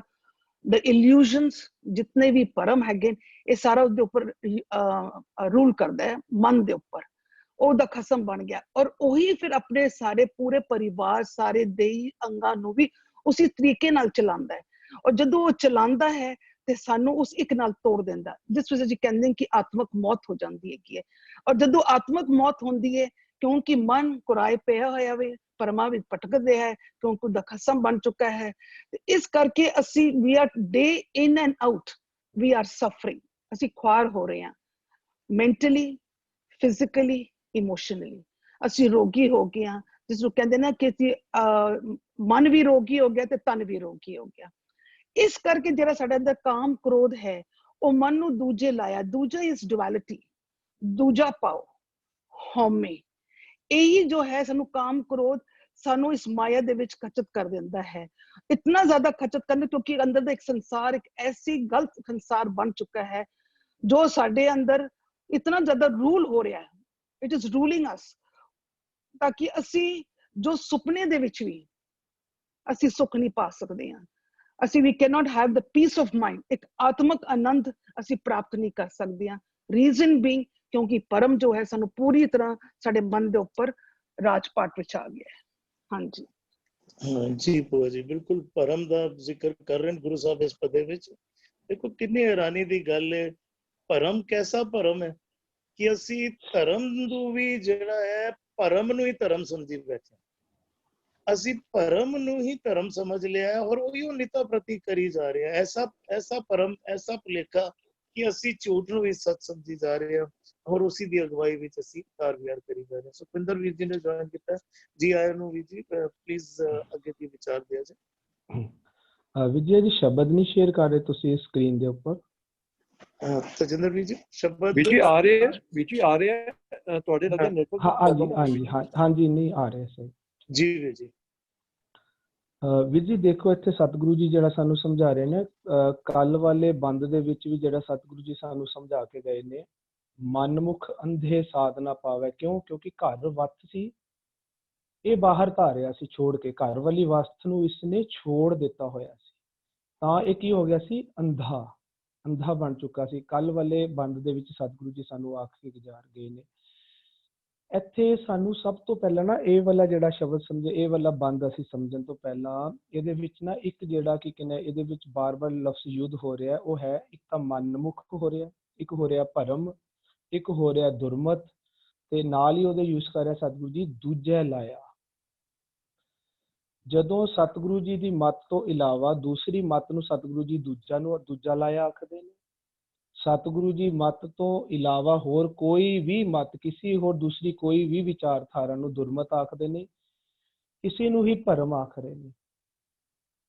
ਹੁਣ ਦੇਖਿਓ, ਅਸੀਂ ਸਭ ਤੋਂ ਪਹਿਲਾਂ ਇਸ ਬੰਦ ਨੂੰ ਸਮਝਣ ਤੋਂ ਪਹਿਲਾਂ ਅਸੀਂ ਇਹ ਕਲੀਅਰ ਹੋਣਾ ਹੈ ਕਿ ਸਾਡੇ ਵਾਸਤੇ ਇੱਕ ਕਿਹੜਾ ਤੇ ਦੂਜਾ ਕਿਹੜਾ ਹੈ। ਸਤਿਗੁਰੂ ਜੀ ਦੀ ਵਿਚਾਰਧਾਰਾ, ਸਤਿਗੁਰੂ ਜੀ ਦੀ ਸਿੱਖਿਆਵਾਂ, ਗੁਰਬਾਣੀ, ਨਾਮ, ਸ਼ਬਦ ਹੀ ਸਾਡੇ ਵਾਸਤੇ ਇੱਕ ਹੈ। ਔਰ ਅਸੀਂ ਜਦੋਂ ਸ਼ਬਦ ਦੀ ਵਿਚਾਰਧਾਰਾ ਤੋਂ ਉਲਟ ਦੂਸਰੀ ਵਿਚਾਰਧਾਰਾ ਨੂੰ ਆਪਣੇ ਜੀਵਨ ਦਾ ਆਧਾਰ ਬਣਾ ਲੈਂਦੇ ਹਾਂ, ਉਸੇ ਅਕੋਰਡਿੰਗ ਹੀ ਸੋਚਦੇ ਹਾਂ, ਉਸੇ ਅਕੋਰਡਿੰਗ ਹੀ ਬੋਲਦੇ ਹਾਂ, ਤੇ ਉਹੀ ਅਕੋਰਡਿੰਗ ਅਸੀਂ ਪ੍ਰਚਾਰ ਕਰਦੇ ਹਾਂ ਤੇ ਉਸੇ ਨੂੰ ਕਮਾਉਂਦੇ ਹਾਂ। ਸਤਿਗੁਰੂ ਜੀ ਕਹਿੰਦੇ ਤੁਸੀਂ ਇਹ ਸਮਝੋ ਕਿ ਤੁਸੀਂ ਸਮਝ ਰਹੇ ਹੋ ਕਿ ਤੁਸੀਂ ਕੀ ਕਹਿੰਦੇ ਗੁਰਮੁਖ, ਅਸੀਂ ਆਪਣੇ ਆਪ ਨੂੰ ਸਮਝ ਰਹੇ ਹੁੰਦੇ ਵੀ ਅਸੀਂ ਸਿਧਾਂਤਕ ਲੋਕ ਹਾਂ, ਅਸੀਂ ਗੁਰਮੁਖ ਲੋਕ ਹਾਂ, ਅਸੀਂ ਸਾਡਾ ਗੁਰੂ ਬਾਣੀ ਗੁਰੂ ਹੈ। ਕਹਿੰਦੇ ਪਰ ਨਹੀਂ, ਕਹਿੰਦੇ ਤੁਸੀਂ ਇਹ ਸਮਝ ਲਓ ਵੀ ਤੁਹਾਡਾ ਮਨ ਭਰਮ ਨੂੰ ਪਧਾਰ ਬਣਾ ਕੇ ਬੈਠਾ ਹੋਇਆ। ਮਨ ਨੂੰ ਪਧਾਰੋ ਬੋਲਿਆ ਗਿਆ ਇੱਥੇ, ਮਨ ਹੀ ਰਹਿੰਦਾ ਹੈ ਹਮੇਸ਼ਾ, ਪਧਾਰ ਅੰਦਰ ਰਹੇਗਾ ਤੇ ਦੇਹੀ ਵੀ ਰਹਿੰਦੀ ਹੈ। ਦੇਹੀ ਵੀ ਨਹੀਂ ਬਿਲਕੁਲ, ਦੇਹੀ ਦਾ ਭਾਵ ਇਹ ਦੇਹੀ ਜਿਹੜੀ ਹੈ, ਜਿਹੜੀ ਕਰਮ ਕਰਦੀ ਹੈ, ਜਿਹੜੇ ਸਾਡੇ ਜਿਤਨੇ ਵੀ ਕਰਮ ਕਰਦੇ ਨੇ ਦੇਹੀ ਦੇ ਅਕੋਰਡਿੰਗ ਹੁੰਦੇ ਨੇ। ਲੇਕਿਨ ਦੇਹੀ ਕੀ ਕੰਮ ਕਰਦੀ ਹੈ, ਉਹੀ ਜੋ ਇਹਨਾਂ ਦਾ ਖਸਮ, ਜੋ ਇਹਨਾਂ ਦਾ ਮਨ, ਜੋ ਇਹਨਾਂ ਨੂੰ ਉਪਦੇਸ਼ ਦਿੰਦਾ ਹੈ, ਜਿੱਥੇ ਉਹ ਲਾਉਂਦਾ ਹੈ ਉਹ ਇਹ ਕੰਮ ਕਰਦੇ ਹਨ। ਇਹ ਦੇਹੀ ਦਾ ਮੁੱਖ ਹਮੇਸ਼ਾ ਮਨ ਵੱਲ ਹੁੰਦਾ ਹੈ। ਅਗਰ ਮਨ ਦੇ ਕੋਲ ਸ਼ਬਦ ਹੈ ਤਾਂ ਦੇਹੀ ਕੰਚਨ ਦੇਹੀ ਬਣੇਗੀ।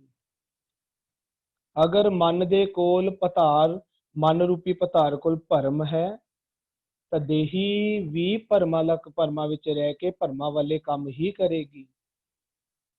ਸਾਨੂੰ ਆਪਣੇ ਵਿਚਾਰਾਂ ਨੂੰ ਸੁਧਾਰਨਾ ਹੈ। ਵਿਚਾਰਾਂ ਨੂੰ ਹੀ ਪਧਾਰ ਆਖਿਆ ਜਾਂਦਾ ਹੈ, ਇਸ ਬੋਡੀ ਦਾ ਵਿਚਾਰਾਂ ਨੂੰ ਹੀ ਮਨ ਆਖਿਆ ਜਾਂਦਾ ਹੈ।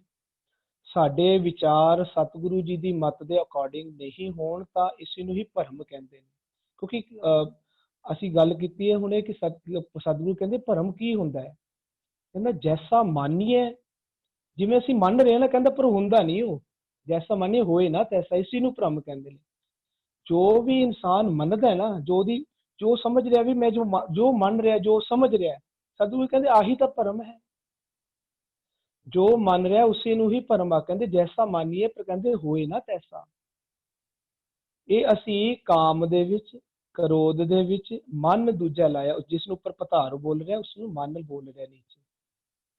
ਮਨ ਰੂਪੀ ਪਧਾਰ ਅਗਰ ਭਰਮ ਦੇ ਵਿੱਚ ਜਿੰਦਾ ਹੈ, ਭਰਮ ਭਾਵ ਦੁਰਮਤ ਦੇ ਵਿੱਚ, ਦੁਰਮਤ ਹੀ ਸਤਿਗੁਰੂ ਜੀ ਦੀ ਮੱਤ ਤੋਂ ਉਲਟ ਮੱਤ ਨੂੰ ਇਸਨੇ ਗੁਰਮਤ ਸਮਝਿਆ ਹੋਇਆ ਹੈ, ਇਹੀ ਭਰਮ ਹੈ। ਕਹਿੰਦੇ ਇਹਦਾ ਨੁਕਸਾਨ ਕੀ ਹੋ ਰਿਹਾ, ਮਨ ਨੇ ਤਾਂ ਦੁਰਮਤ ਦੇ ਵਿੱਚ ਭਰਮ ਵਿੱਚ ਜੀ ਰਿਹਾ, ਕਹਿੰਦਾ ਲੇਕਿਨ ਉਹਦਾ ਨੁਕਸਾਨ ਕੀ ਹੋ ਰਿਹਾ ਹੈ, ਉਹਦੀ ਪੂਰੀ ਦੇਹੀ, ਉਹਦੀ ਪੂਰੀ ਸ੍ਰਿਸ਼ਟੀ, ਦੇਹੀ ਨੂੰ ਹੀ ਪੂਰਾ ਪਰਿਵਾਰ ਕਹਿੰਦੇ ਨੇ, ਜਿਹਨੂੰ ਕਹਿੰਦੇ ਨੇ ਮੰਨੈ ਪਾਵੈ ਮੋਖ ਦੁਆਰ, ਮੰਨੈ ਪਰ ਵਾਰੈ ਸਾਧਾਰ।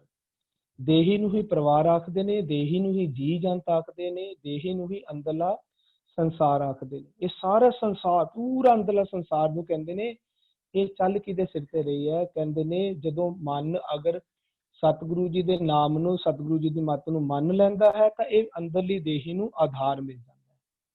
ਮੰਨੈ ਪਰਵਾਰੈ ਸਾਧਾਰ, ਇਹਨੂੰ ਨੂੰ ਵੀ ਨਾਮ ਦਾ ਆਧਾਰ, ਸ਼ਬਦ ਦਾ ਆਧਾਰ ਮਿਲ ਜਾਂਦਾ। ਲੇਕਿਨ ਅਗਰ ਮਨ ਨਾਮ ਨੂੰ ਨਹੀਂ ਮੰਨਦਾ, ਅਗਰ ਸਾਡੇ ਵਿਚਾਰ ਸਤਿਗੁਰੂ ਜੀ ਦੇ ਵਿਚਾਰਾਂ ਦੇ ਅਕੋਰਡਿੰਗ ਨਹੀਂ ਚੱਲਦੇ, ਸਤਿਗੁਰੂ ਜੀ ਦੇ ਵਿਚਾਰਾਂ ਨੂੰ ਅਸੀਂ ਨਹੀਂ ਮੰਨਦੇ, ਤੇ ਸਾਡੇ ਅੰਦਰ ਵਾਲੇ ਪਰਿਵਾਰ ਨੂੰ, ਦੇਹੀ ਨੂੰ ਆਧਾਰ ਸਤਿਗੁਰੂ ਜੀ ਦੀ ਮੱਤ ਦਾ ਨਹੀਂ ਮਿਲਦਾ, ਤੇ ਫਿਰ ਦੁਰਮਤ ਵਿੱਚ ਮਰਿਆ ਕੀ ਹੁੰਦਾ? ਫਿਰ ਇੱਥੇ ਅਸੀਂ ਨਹੀਂ ਮਰਦੇ ਨਾ, ਇਹ ਗੁਰਬਾਣੀ ਵਾਲੇ ਜਿਹੜੇ ਸ਼ਬਦ ਅਸੀਂ ਕੋਟ ਕਰਦੇ ਹਾਂ, ਇਹ ਸਾਡੀ ਬਾਹਰਲੀ ਦੇਹੀ ਨੂੰ ਮਰਨ ਵਾਸਤੇ ਨਹੀਂ ਆਖਦੇ ਨੇ, ਕਿਉਂਕਿ ਗੁਰਬਾਣੀ ਦਾ ਜਿਹੜਾ ਧਨ ਹੈ ਨਾ, ਗੁਰਬਾਣੀ ਜਿਸ ਨੂੰ ਆਖਦੀ ਹੈ ਧਨ, ਪੀਰ, ਧਨ ਗੁਰਬਾਣੀ ਦਾ ਹੈ ਸਾਡਾ ਧਿਆਨ, ਜਿਸ ਨੂੰ ਗੁਰਬਾਣੀ ਸੁਰਤ ਆਖਦੀ ਹੈ, ਸੁਰਤ ਨੂੰ ਧਨ ਆਖਦੀ ਹੈ। ਉਹ ਜਿਹੜਾ ਸਾਡਾ ਪੀਰ ਹੈ, ਗੁਰਬਾਣੀ ਵਿੱਚ ਸਾਡਾ ਪੀਰ ਹੈ, ਜੋ ਸਾਡਾ ਪਤਾਰ ਹੈ, ਉਹ ਹੈ ਸਾਡੇ ਵਿਚਾਰ, ਸਾਡਾ ਮਨ। ਜਦੋਂ ਸਾਡਾ ਪਰਮ ਪਤਾਰੋ, ਸਾਡੇ ਮਨ ਨੇ, ਸਾਡੇ ਵਿਚਾਰ ਜਦੋਂ ਦੁਰਮਤ ਦੇ ਵਿੱਚ ਰੰਗੇ ਰਹਿੰਦੇ ਹਨ, ਦੁਰਮਤ ਵਿੱਚ ਫਸ ਜਾਂਦੇ ਹਨ, ਦੁਰਮਤ ਨੂੰ ਗ੍ਰਹਿਣ ਕਰਦੇ ਹਨ, ਤਾਂ ਅੰਦਰ ਮਰਦਾ ਕੀ ਹੈ? ਸਤਿਗੁਰੂ ਜੀ ਆਖਦੇ ਨੇ, ਕਹਿੰਦੇ ਨੇ ਮੂਈ ਸੁਰਤ, ਬਾਦ, ਅਹੰਕਾਰ, ਇਹ ਚੀਜ਼ਾਂ ਮਰਦੀਆਂ। ਸਾਡੀ ਸੁਰਤ ਮਰ ਜਾਂਦੀ ਹੈ ਜਦੋਂ ਸਾਡੇ ਵਿਚਾਰ ਭਰਮਾਂ ਵਾਲੇ ਹੁੰਦੇ ਹਨ, ਸਾਡੇ ਅੰਦਰ ਸੁਰਤ ਭਾਵ ਸਾਡਾ ਧਿਆਨ ਮਰ ਜਾਂਦਾ ਹੈ, ਸਾਡਾ ਧਿਆਨ ਵੀ ਉਹਦੇ ਪਿੱਛੇ ਲੱਗ ਜਾਂਦਾ ਹੈ। ਔਰ ਜਦੋਂ ਸਾਡੀ ਬੋਡੀ ਦਾ ਧਿਆਨ, ਸਾਡੇ ਮਨ ਦਾ, ਜਦੋਂ ਸਾਡਾ ਮਨ ਆਪਣੀ ਮੱਤ ਤਿਆਗ ਦਿੰਦਾ ਹੈ, ਮਨ ਦੂਜਾ ਲਾਇਆ ਨਹੀਂ ਕਰਦਾ ਹੈ, ਸ਼ਬਦ ਵਿੱਚ ਜੁੜ ਜਾਂਦਾ ਹੈ, ਜਦੋਂ ਮਨ ਸ਼ਬਦ ਦੇ ਵਿੱਚ ਜੁੜ ਜਾਂਦਾ ਹੈ, ਤਾਂ ਸਾਡੇ ਅੰਦਰ ਸਾਡਾ ਜਿਹੜਾ ਧਿਆਨ ਸੀ, ਜੋ ਪਹਿਲਾਂ ਦੁਰਮਤ ਵਿੱਚ ਲੱਗਿਆ ਹੋਇਆ ਸੀ, ਉਹ ਹੁਣ ਗੁਰਮਤ ਵਿੱਚ ਲੱਗ ਜਾਂਦਾ ਹੈ। ਦੋਨੋਂ ਅਵਸਥਾਵਾਂ ਦੇ ਵਿੱਚ ਧਿਆਨ ਹੀ ਮਰਦਾ ਹੈ। ਧਿਆਨ ਸਤਿਗੁਰੂ ਜੀ ਸ਼ਬਦ ਵਿੱਚ, ਅਗਰ ਮਨ ਨੇ ਸਤਿਗੁਰੂ ਜੀ ਦੀ ਮੱਤ ਲੀਤੀ ਹੈ, ਭਰਮ ਦੇ ਵਿੱਚ ਨਹੀਂ ਹੈ, ਤਾਂ ਸਾਡਾ ਧਿਆਨ ਵੀ ਸਤਿਗੁਰੂ ਜੀ ਦੇ ਸ਼ਬਦ ਵਿੱਚ ਰਹੇਗਾ। ਅਗਰ ਸਾਡੇ ਮਨ ਰੂਪੀ ਪਤਾਰ ਨੇ ਸਤਿਗੁਰੂ ਜੀ ਦੀ ਸਿੱਖਿਆ ਤੋਂ ਉਲਟ ਕਿਸੇ ਹੋਰ ਸਿੱਖਿਆ ਦੇ ਵਿੱਚ ਚਿੱਤ ਲਾਇਆ ਹੋਇਆ ਹੈ, ਜਿਸ ਨੂੰ ਅਸੀਂ ਆਪਣੇ ਵੱਲ, ਅਗਰ ਅਸੀਂ ਆਪਣੇ ਸਿੱਖਾਂ ਨੂੰ ਅਸੀਂ ਆਪਣੇ ਤੇ ਅਗਰ ਟਿਕਾਣਾ ਹੋਵੇ, ਤਾਂ ਅਸੀਂ ਇਹ ਕਹਿ ਸਕਦੇ ਹਾਂ, ਅਗਰ ਗੁਰੂ ਗ੍ਰੰਥ ਸਾਹਿਬ ਜੀ ਦੀ ਫਿਲਾਸਫੀ ਤੋਂ ਇਲਾਵਾ ਅਸੀਂ ਹੋਰ ਕਿਸੇ ਵੀ ਗ੍ਰੰਥ ਤੇ, ਕਿਸੇ ਵੀ ਪੁਸਤਕ ਤੇ ਧਿਆਨ ਸਾਡਾ ਟਿਕਿਆ ਹੋਇਆ ਹੈ, ਤਾਂ ਸਮਝ ਲਓ ਅਸੀਂ ਮਰੇ ਹੋਏ ਹਾਂ, ਸਾਡੀ ਸੁਰਤ ਮਰ ਗਈ, ਸਾਡਾ ਧਿਆਨ ਮਰਿਆ ਹੋਇਆ ਸਤਿਗੁਰੂ ਜੀ ਦੇ ਸ਼ਬਦ ਵੱਲੋਂ, ਤੇ ਅਸੀਂ ਖੁਆਰ ਹੋ ਰਹੇ ਹਾਂ। ਅਸੀਂ ਇਹ ਨਾ ਸਮਝੀਏ ਕਿ ਅਸੀਂ ਗੁਰਸਿੱਖੀ ਨਿਭਾ ਰਹੇ ਹਾਂ, ਗੁਰਸਿੱਖੀ ਕਮਾ ਰਹੇ ਹਾਂ, ਨਾਮ ਕਮਾ ਰਹੇ ਨਹੀਂ। ਸਤਿਗੁਰੂ ਕਹਿੰਦੇ ਨੇ ਨਿਤ ਹੋਏ ਖੁਆਰੋ, ਸਤਿਗੁਰੂ ਕਹਿੰਦੇ ਅਸੀਂ ਖੁਆਰ ਹੋ ਰਹੇ ਹਾਂ। ਔਰ ਇਸ ਤਰ੍ਹਾਂ ਜਿਸ ਨੂੰ ਕਹਿ ਰਹੇ ਨਿਤ ਹੋਏ ਖੁਆਰੋ, ਕਹਿੰਦੇ ਨੇ ਸੁਪਨੇ ਸੁਖ ਨਾ ਤਾਹਾ ਹੈ। ਸਮਝ ਲਓ ਸਾਨੂੰ ਸੁਪਨੇ ਵਿੱਚ ਵੀ ਸੁੱਖ ਦੀ ਪ੍ਰਾਪਤੀ ਨਹੀਂ ਹੋ ਰਹੀ। ਹਰ ਬਿਸਰਤ ਸਦਾ ਖੁਆਰੀ, ਹਰ ਬਿਸਰਤ ਸਦਾ ਖੁਆਰੀ, ਉਹ ਵਾਲੀ ਅਵਸਥਾ ਸਤਿਗੁਰੂ ਜੀ ਸਾਨੂੰ ਇਸ ਬੰਦ ਵਿੱਚ ਸਮਝਾ ਰਹੇ ਹਨ। ਹਾਂਜੀ ਜੀ ਬਿਲਕੁਲ। ਪਹਿਲੇ ਤੇ ਦੂਜੇ ਦਾਸ ਜੀ ਨੇ ਬੜੇ ਖੂਬਸੂਰਤੀ ਨਾਲ ਸਮਝਾਣਾ ਕੀਤਾ।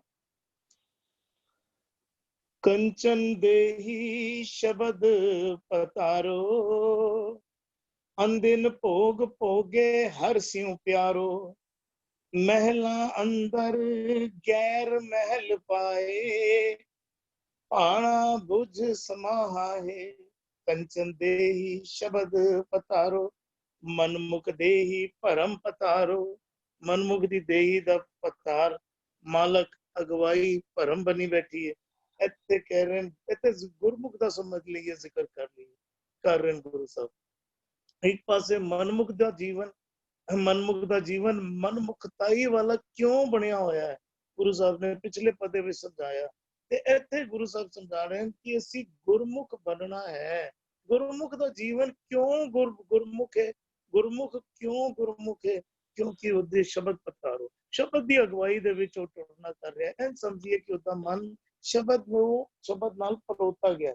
ਕੰਚਨ ਦੇਹੀ ਸ਼ਬਦ ਪਤਾਰੋ, ਸ਼ਬਦ ਦੀ ਅਗਵਾਈ ਦੇ ਵਿੱਚ ਉਹ ਟੁਰਨਾ ਕਰ ਰਿਹਾ ਹੈ। ਅੰਦਿਨ ਭੋਗ ਭੋਗੇ ਹਰ ਸਿਉ ਪਿਆਰੋ।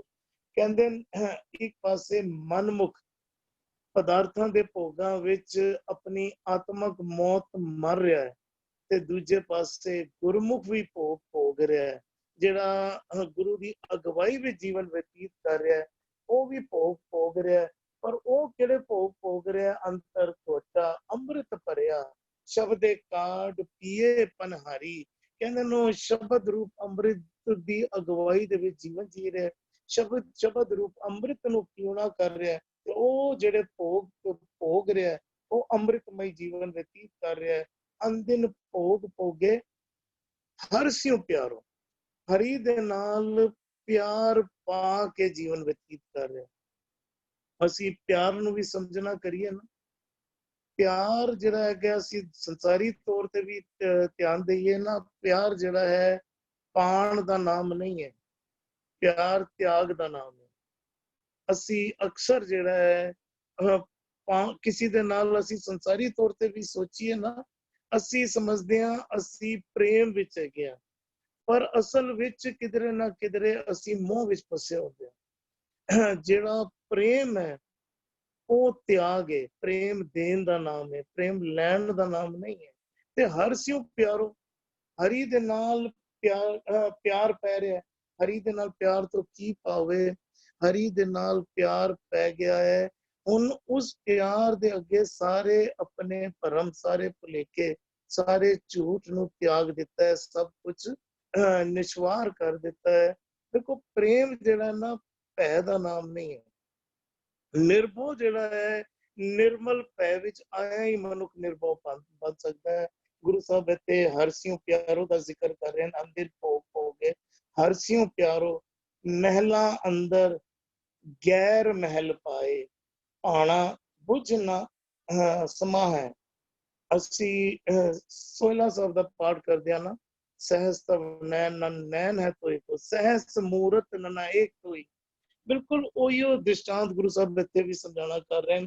ਮਹਿਲਾਂ ਅੰਦਰ ਗੈਰ ਮਹਿਲ ਪਾਏ, ਗੈਰ ਮਹਿਲ ਤੋਂ ਕੀ ਪਾਵੇ? ਉਹ ਪ੍ਰਮਾਤਮਾ ਸਹਿਸ ਮੂਰਤ ਨਨਾ ਏਕ ਤੋਈ, ਜਿਸ ਦੀ ਸਾਰੀਆਂ ਹੀ ਮੂਰਤ ਹਰ ਸਰੀਰ ਵਿੱਚ ਉਹ ਮੌਜੂਦ ਹੈ, ਪਰ ਫਿਰ ਵੀ ਕੋਈ ਸਰੀਰ ਉਸਦਾ ਸਰੀਰ ਨਹੀਂ ਹੈ। ਸਹਿਸ ਮੂਰਤ ਨਨਾ ਏਕ ਤੋਈ, ਇੱਥੇ ਵੀ ਕਹਿ ਰਹੇ ਗੈਰ ਮਹਿਲ ਪਾਏ। ਉਹ ਪ੍ਰਮਾਤਮਾ, ਉਸ ਪ੍ਰਮਾਤਮਾ ਨੂੰ ਜਿੱਦਾਂ ਕੋਈ ਮਹਿਲ ਨਹੀਂ ਹੈ, ਕੋਈ ਇੱਕ ਮਹਿਲ ਨਹੀਂ ਕਹਿ ਸਕਦੇ। ਅਸੀਂ ਧਿਆਨ ਦੇਣ ਦੀ ਜ਼ਰੂਰਤ ਹੈ। ਅਸੀਂ ਮੂਲ ਮੰਤਰ ਦਾ ਵੀ ਪਾਠ ਕਰਦੇ ਹਾਂ ਨਾ, ਅਕਾਲ ਮੂਰਤ, ਉੱਥੇ ਵੀ ਜ਼ਿਕਰ ਆਉਂਦਾ ਉਹ ਪ੍ਰਮਾਤਮਾ ਜੋ ਅਕਾਲ ਹੈ। ਜੇ ਅਸੀਂ ਇੰਝ ਸਮਝਾਂਗੇ ਕਿ ਇਹ ਦੇਹੀ ਹੀ ਪ੍ਰਮਾਤਮਾ ਹੈ ਜਾਂ ਇਹ ਦੇਹੀ ਹੀ ਗੁਰੂ ਹੈ, ਫਿਰ ਦੇਹੀ ਤੇ ਅੱਜ ਹੈ ਕੱਲ ਨਹੀਂ ਹੋਏਗੀ, ਦੇਹੀ ਅੱਜ ਹੈ ਕੱਲ ਬਿਨਸ ਜਾਏਗੀ। ਫਿਰ ਸਾਨੂੰ ਮੰਨਣਾ ਪਏਗਾ ਕਿ ਪ੍ਰਮਾਤਮਾ ਵੀ ਮਰ ਗਿਆ। ਅਗਰ ਅਸੀਂ ਦੇਹੀ ਨੂੰ ਗੁਰੂ ਸਮਝਾਂਗੇ ਤੇ ਅਸੀਂ ਇਹ ਵੀ ਕਹਿਣਾ ਪਏਗਾ ਸਾਨੂੰ ਕਿ ਦੇਹੀ ਬਿਨਸ ਗਈ ਤੇ ਹੁਣ ਗੁਰੂ ਦੀ ਮੌਤ ਹੋ ਗਈ। ਨਹੀਂ, ਗੁਰੂ ਅਬਿਨਾਸ਼ੀ ਹੈ, ਗੁਰੂ ਦੀ ਮੌਤ ਨਹੀਂ ਹੁੰਦੀ।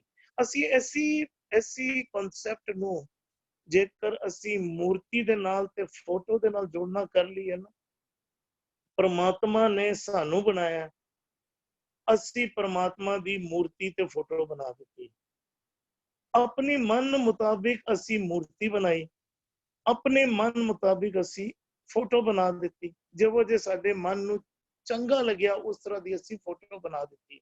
ਔਰ ਉਹ ਫੋਟੋ ਜਦ ਅਸੀਂ ਚਾਹੀਏ ਅਸੀਂ ਨਾਸ਼ ਵੀ ਕਰ ਸਕਦੇ ਹਾਂ।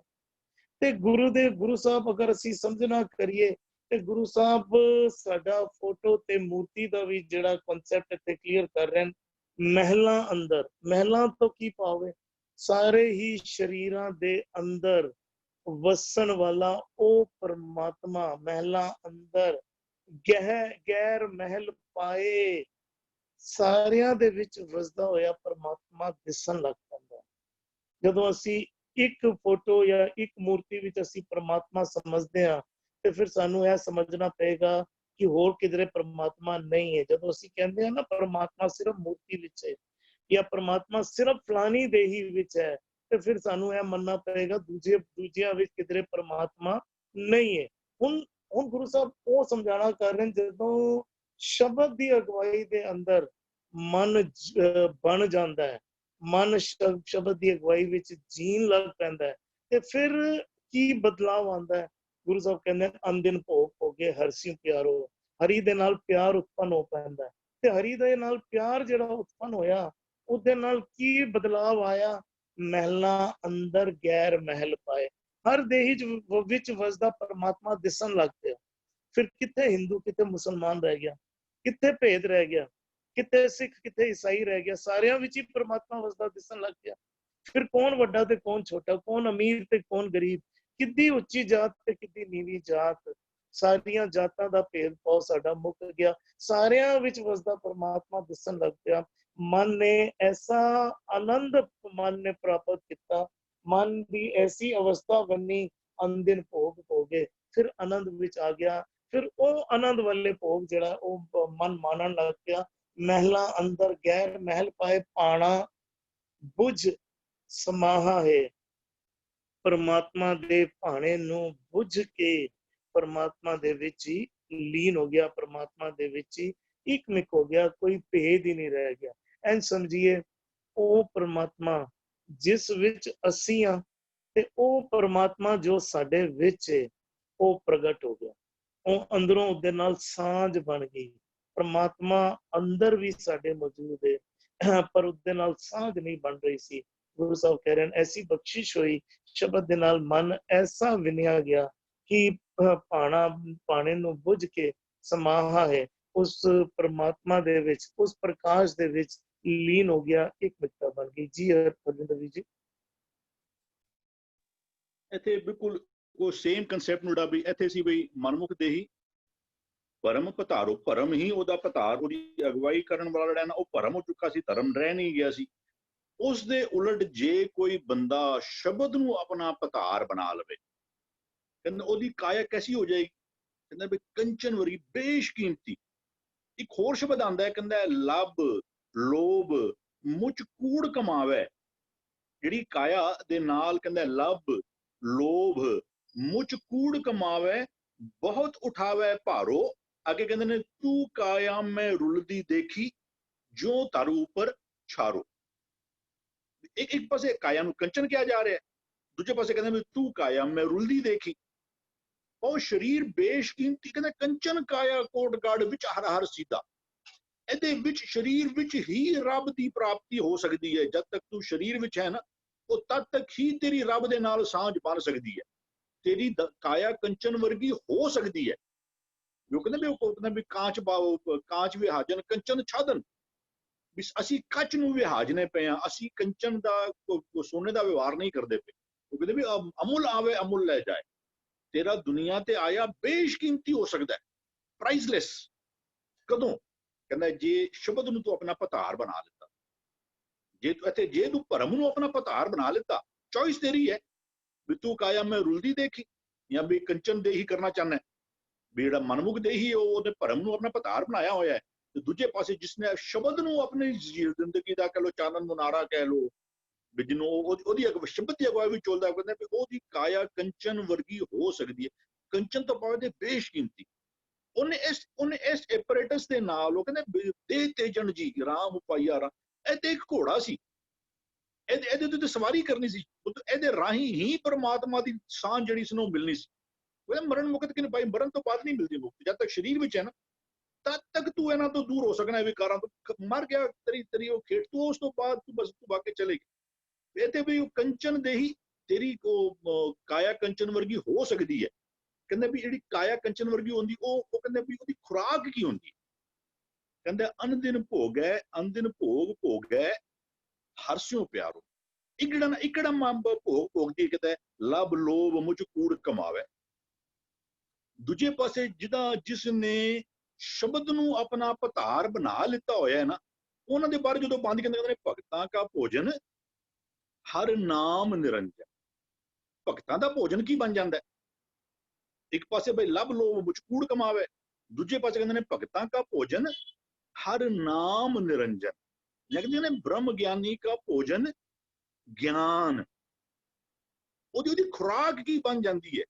ਇੱਕ ਪਾਸੇ ਅਸੀਂ ਲੱਭ ਲੋਭ ਸਾਡੀ ਖੁਰਾਕ ਬਣਾ ਕੇ ਬੈਠੇ ਹੋਏ ਹਾਂ, ਦੂਜੇ ਪਾਸੇ ਕਹਿੰਦੇ ਨੇ ਵੀ ਅੱਛਾ ਇਹ ਵਾਲਾ ਜਿਹੜਾ ਭੋਜਨ ਉਹਦੇ ਪਰ ਪ੍ਰਥਾਈ ਗੁਰੂ ਕੀ ਕਹਿੰਦੇ ਇਹ ਭੋਜਨ ਅਲੱਗ ਹੈ ਭਾਈ, ਲੱਭ ਹੈ ਗੁਰ ਵਿਚਾਰ।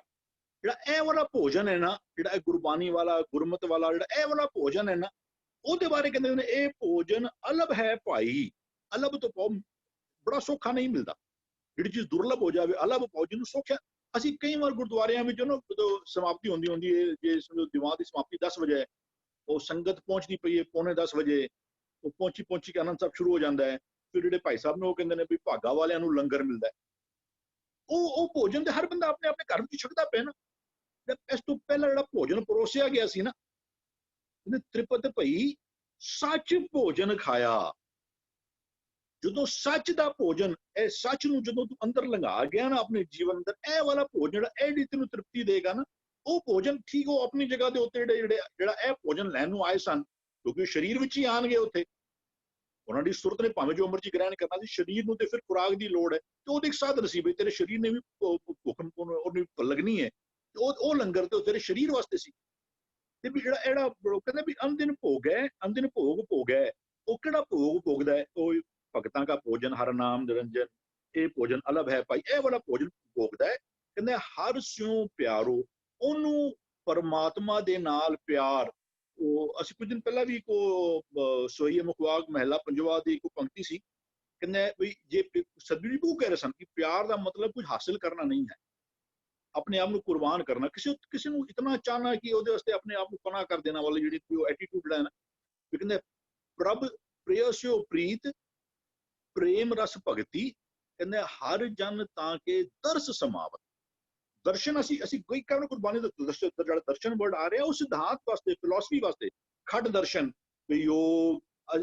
ਅੱਛਾ, ਜਿਸ ਤਰ੍ਹਾਂ ਅਸੀਂ ਕਹਿੰਦੇ ਵੀ ਸਾਡੇ ਵੀ ਦਰਪਣ ਹੈ, ਅਸੀਂ ਵਿੱਚ ਜਦੋਂ ਅਸੀਂ ਕੋਈ ਸ਼ਬਦਾਂ ਦੇ ਅਰਥ ਕਰਨੇ ਹੋਣ ਨਾ, ਤੇ ਸਾਡੇ ਕੋਲ ਅਸੀਂ ਦਰਪਣ ਖੋਲ ਕੇ ਅਸੀਂ ਉਹਨੂੰ ਦੇਖਦੇ ਹਾਂ ਵੀ ਪ੍ਰਾਇਮਰੀਲੀ ਉਸ ਜੋ ਠੀਕ ਅਸੀਂ ਹੋਰ ਅੱਗੇ ਟੁਰਨੇ ਆ।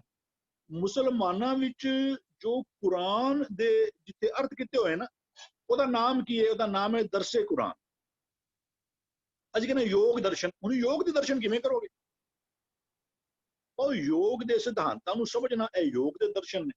ਇੱਥੇ ਕਹਿੰਦੇ ਨੇ ਵੀ ਪ੍ਰਿਆ ਪ੍ਰਭ ਪ੍ਰੀਤ ਪ੍ਰੇਮ ਰਸ ਭਗਤੀ, ਕਹਿੰਦੇ ਹਰ ਜਨ ਤਾਂ ਕਿ ਦਰਸ ਸਮਾਵਤ। ਦਰਸ ਸਮਾਵਤ ਪਾਓ, ਸਿਧਾਂਤਾਂ ਵਿੱਚ ਆਪਣੇ ਆਪ ਨੂੰ ਮਿਟਾ ਦੇਣਾ, ਸਿਧਾਂਤ ਆਪਣੇ ਜੀਵਨ ਵਿੱਚ ਬਿਲਕੁਲ ਜਿਹੜਾ ਨਾ ਅਪਲਾਈ ਕਰਨ। ਇਹ ਹਰਸਿਓ ਪਿਆਰ ਹੋਏ, ਇਹ ਭੋਜਨ ਨੂੰ, ਇਹ ਗਿਆਨ ਵਾਲੇ ਭੋਜਨ ਨੂੰ ਉਹ ਖਾਂਦੀ ਹੈ ਔਰ ਆਪਣੇ ਜੀਵਨ ਨੂੰ ਇਹਨਾਂ ਸਿਧਾਂਤਾਂ ਨੂੰ ਟੋਟਲੀ ਸਮਰਪਿਤ ਕਰ ਦਿੰਦੀ ਹੈ।